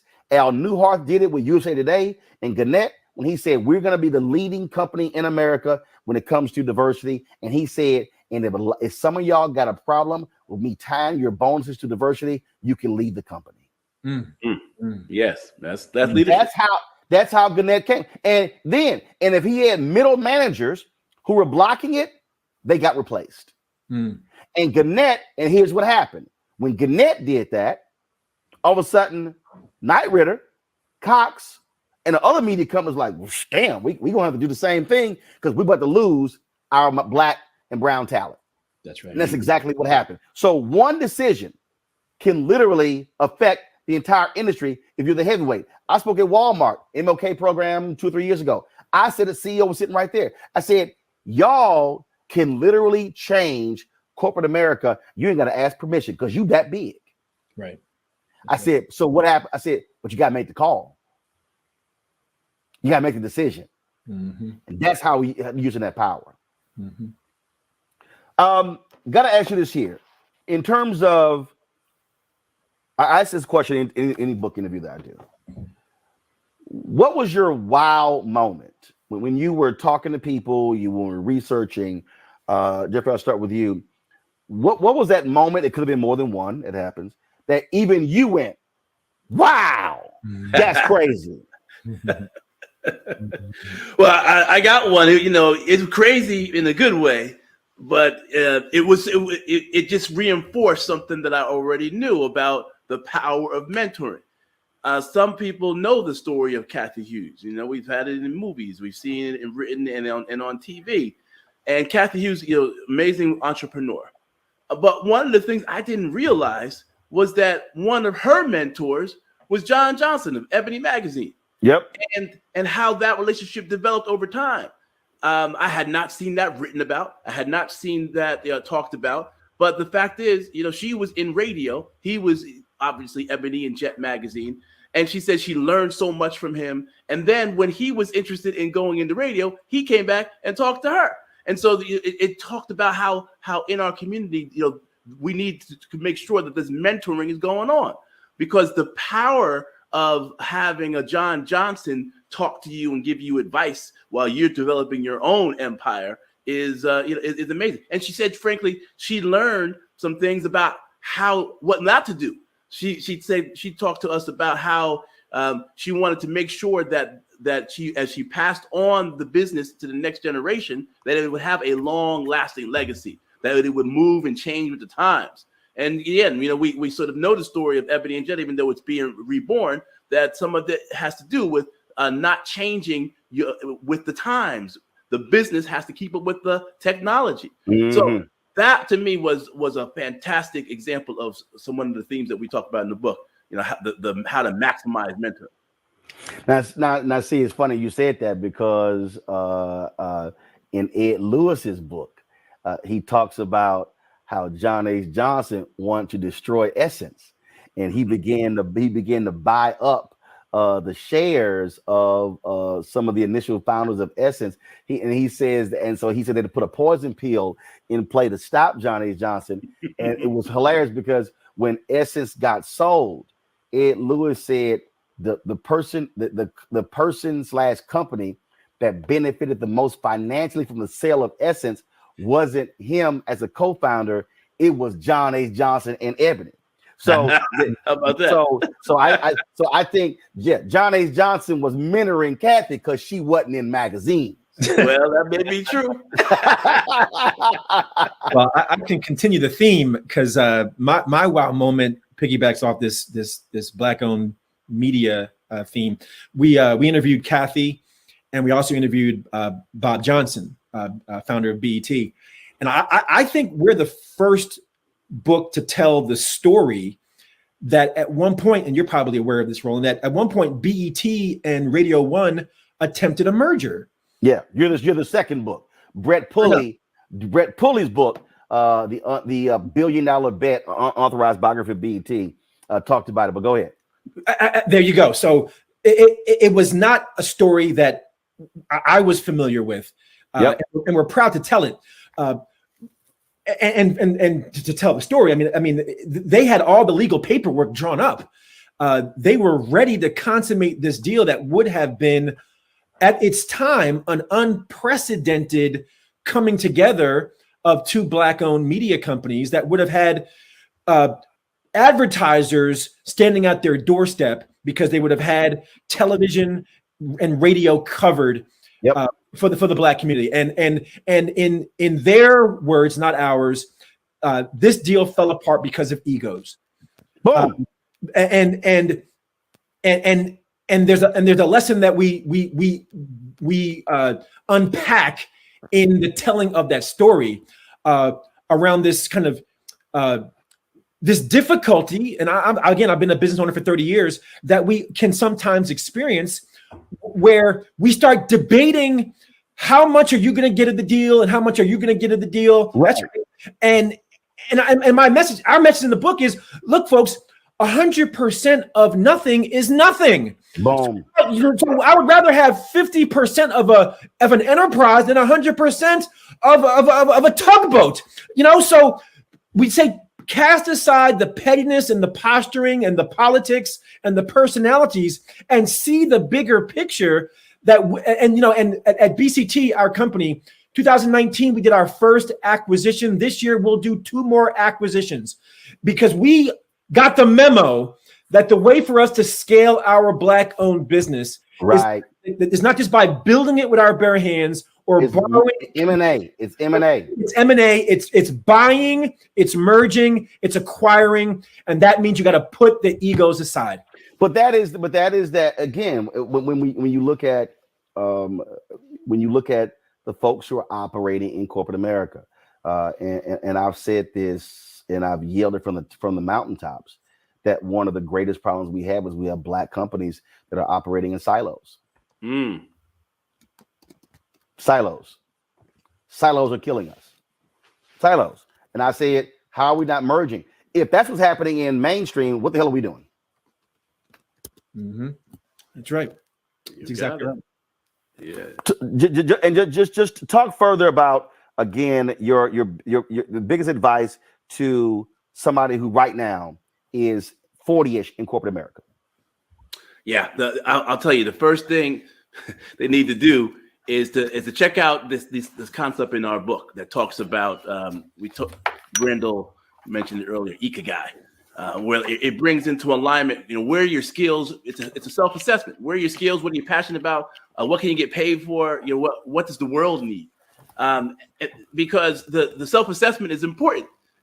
Because if you're in corporate America and you're not happy, you got to make an assessment as to what are the things that are going to be happy, help you to be happy. So that will be a first step. And the second step that goes along with that is to really evaluate your networks, your mentors, your sponsors, the people who are in your life who are giving you advice and support career-wise. No matter what your path is going forward, whether you pivot out of corporate America, whether you stay within it, you're going to need to have robust networks and fantastic mentors and sponsors who are helping you guide your way. So those are things you've got to do if you're in that 40th category in the middle of your career. What do you also say? Okay, so what do you say to that person who is? Matter of fact, I'm just gonna give you a real life example. No, I'm gonna get you your perspective first, then I'm gonna give you my example. To that person where the company has come to them and they've basically said, it's time for you to go. You've gone as high as you can go. Oh, let me start on that one there. Because if they told you that, and it's sort of the handwriting's on the wall and it's time to go, there's some packages you're going to get, right? You need to think about what you're going to do with that money. Because sometimes the road ends on that path, but you got other paths and options. Some of them are going to be in the entrepreneurship realm. Sometimes you are able to now take that knowledge that you've developed over time, create your own company, go back and consult at the company where you were and 12 others. Why not? For some folks, this is a great time to change companies. Changing companies is not as hard as it used to be, especially when there are companies who are trying to diversify and they're looking for people who have your gifts and talents. Be willing to make a move. Now, for some of us, that means a geographical move too, which is sometimes a challenge because you get all these things happening and going on. But how do you evaluate those other opportunities? So, this is one of those times. You said it earlier, where these are possibilities. And please, again, do not discount the pivot into areas that will bring you joy. And will bring you some relief from some of the stress, where you have some more meaning, and that may be in the nonprofit, in the social sector. It may be in education. It may be in entrepreneurship, in your own business. Randal? That's invaluable. You can't live without that kind of stuff. Yep, Randal. I would say what we talked about earlier, which is, you should seriously consider the path of entrepreneurship. The unfortunate reality is, the longer you've been in corporate, it sucks the entrepreneurial life out of you. And, you get comfortable, you're risk averse, you're accustomed to structure and process, and ambiguity scare the living daylights out of you. But I say entrepreneurship, or rather the entrepreneur's mindset, is the defining mindset of the 21st century. If you have not yet cultivated the ability to figure out how to create and define your own path, you have to begin to develop that muscle, because you cannot be dependent on somebody else to offer you a job and a paycheck. Increasingly, opportunity is finding itself in lots of different pockets: freelance work, part-time work, consulting work, and business ownership. And I would also consider that if at the end of the day, entrepreneurship is not your path, I understand that, then consider investing in Black-owned businesses, that you're still playing in the entrepreneurial realm without being the entrepreneur. That would be my advice. So about 3 years ago. 3 years ago? Yeah, it was 19. It was 19. I spoke at a conference, and I was at a meeting with this sister, significant position in a major top tier Fortune 500 company. And she was frustrated. She was despondent. She was depressed because they pretty much were like, that's it for you. And she was just, she didn't know what to do. So we're sitting there, we're having lunch, and I'm asking her, hey, do you know these sisters or these? And she didn't know. Do you know these African Americans? I mentioned John Rogers and some others she didn't know. I said, I'm gonna introduce you to these people. And she was so locked into, her career. She really wasn't out networking and going outside of that major company circle. And when it came time for her to leave, I mean, again, she was depressed. She was freaking out. Oh my God, what's going to happen? My kid's in college, they're at Ivy League. I'm going to pay for this. And she was just losing it. And so we're sitting there in about 40 minutes into the lunch. I'm like, okay, so-and-so says to give him a call. She says, so what do you mean? I said, oh, I told you I was texting the person. She went, right now? I said, what the hell you think I was waiting on? And so I hit like four or five people in the moment. Now, mind you, I wouldn't get anything out of this. I was like, here's the whole deal. And so I had a couple more conversations with her. So then one day I get a phone call. I actually saw something, an announcement on LinkedIn. And I called to cuss her out. I said, oh, I couldn't get a phone call. Here's what happened. She went to a company in a whole different sector, one she would have never, ever thought about. Became the CMO, reporting directly to the president, CEO, I'm sorry, making double what she was making at her previous company. Yep. What I explained to her was you were selling yourself short. She kept thinking I should only rise within this company. Mm-hmm. I said, when you got to understand, boo, it's a whole bunch of companies out there. Mm-hmm. Your time in a company may end, but it doesn't mean that you've ended. And so she was so locked into them telling her that she wasn't worthy, if you will, that she was so depressed and despondent, she did not even realize I could take my skill set and go elsewhere. That's right. And I counter that a lot with a lot of Black folks in high places, is that they think this is the only place I can grow, thrive. I'm going to come here, I'm going to retire. No, you may actually have to leave to get what you desire. Mm-hmm. And that, to me, I think is a huge mistake a lot of people make. They don't think beyond that company and realize the goal that I want to have, it may not be here.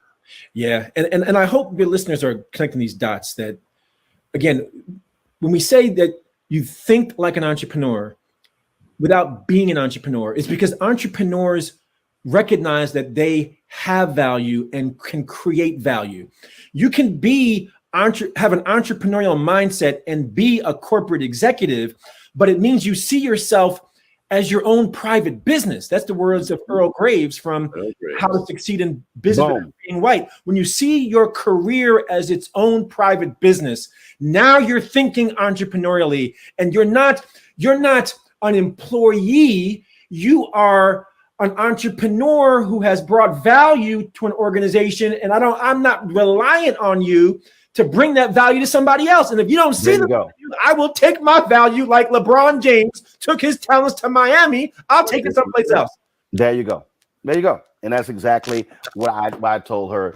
And then she was totally blown away. I said, boo, if you don't believe in yourself, ain't nobody will. The book, Black Faces in High Places, 10 Strategic Actions for Black Professionals to Reach the Top and Stay There. Randal, Jeffrey, brothers, I appreciate it. Thank you so very much. And like I keep telling people, you just listen to alphas. it'll all be okay. Jens, thanks a lot. Thank you, brother. All right, take care. All right, folks, that is it for us on today's show. We certainly hope you enjoyed it. I also hope you enjoy your Memorial Day weekend, your 3-day weekend. Please remember those who sacrificed for this country, especially black soldiers who did it in the face of Jim Crow and racism. As always, we always end our show on Fridays acknowledging those who contribute to our Bring the Funk fan club. But before I do that, don't forget, download the Black Star Network app. It's important for you to do so on all your devices: Android phone, Apple phone, Android TV, Apple TV, Roku, Amazon Fire TV, Samsung TV, as well as Xbox. And please, if you want to join our Bring the Funk fan club, remember, all dollars that you give goes to support this show, allows us to be able to travel, pay staff, to cover the news you think is important. And so do so. Your check and money orders can go to P.O. Box 57196. That's right, 57196, Washington, D.C., 20037-0196. Cash App is $RM Unfiltered. PayPal is R Martin Unfiltered. Venmo is RM Unfiltered. Zelle is Roland@RolandSMartin.com. Roland@RolandMartinUnfiltered.com. That's it for us, folks. Be sure to have a great weekend, and I'll see you on Tuesday. Until then, holla!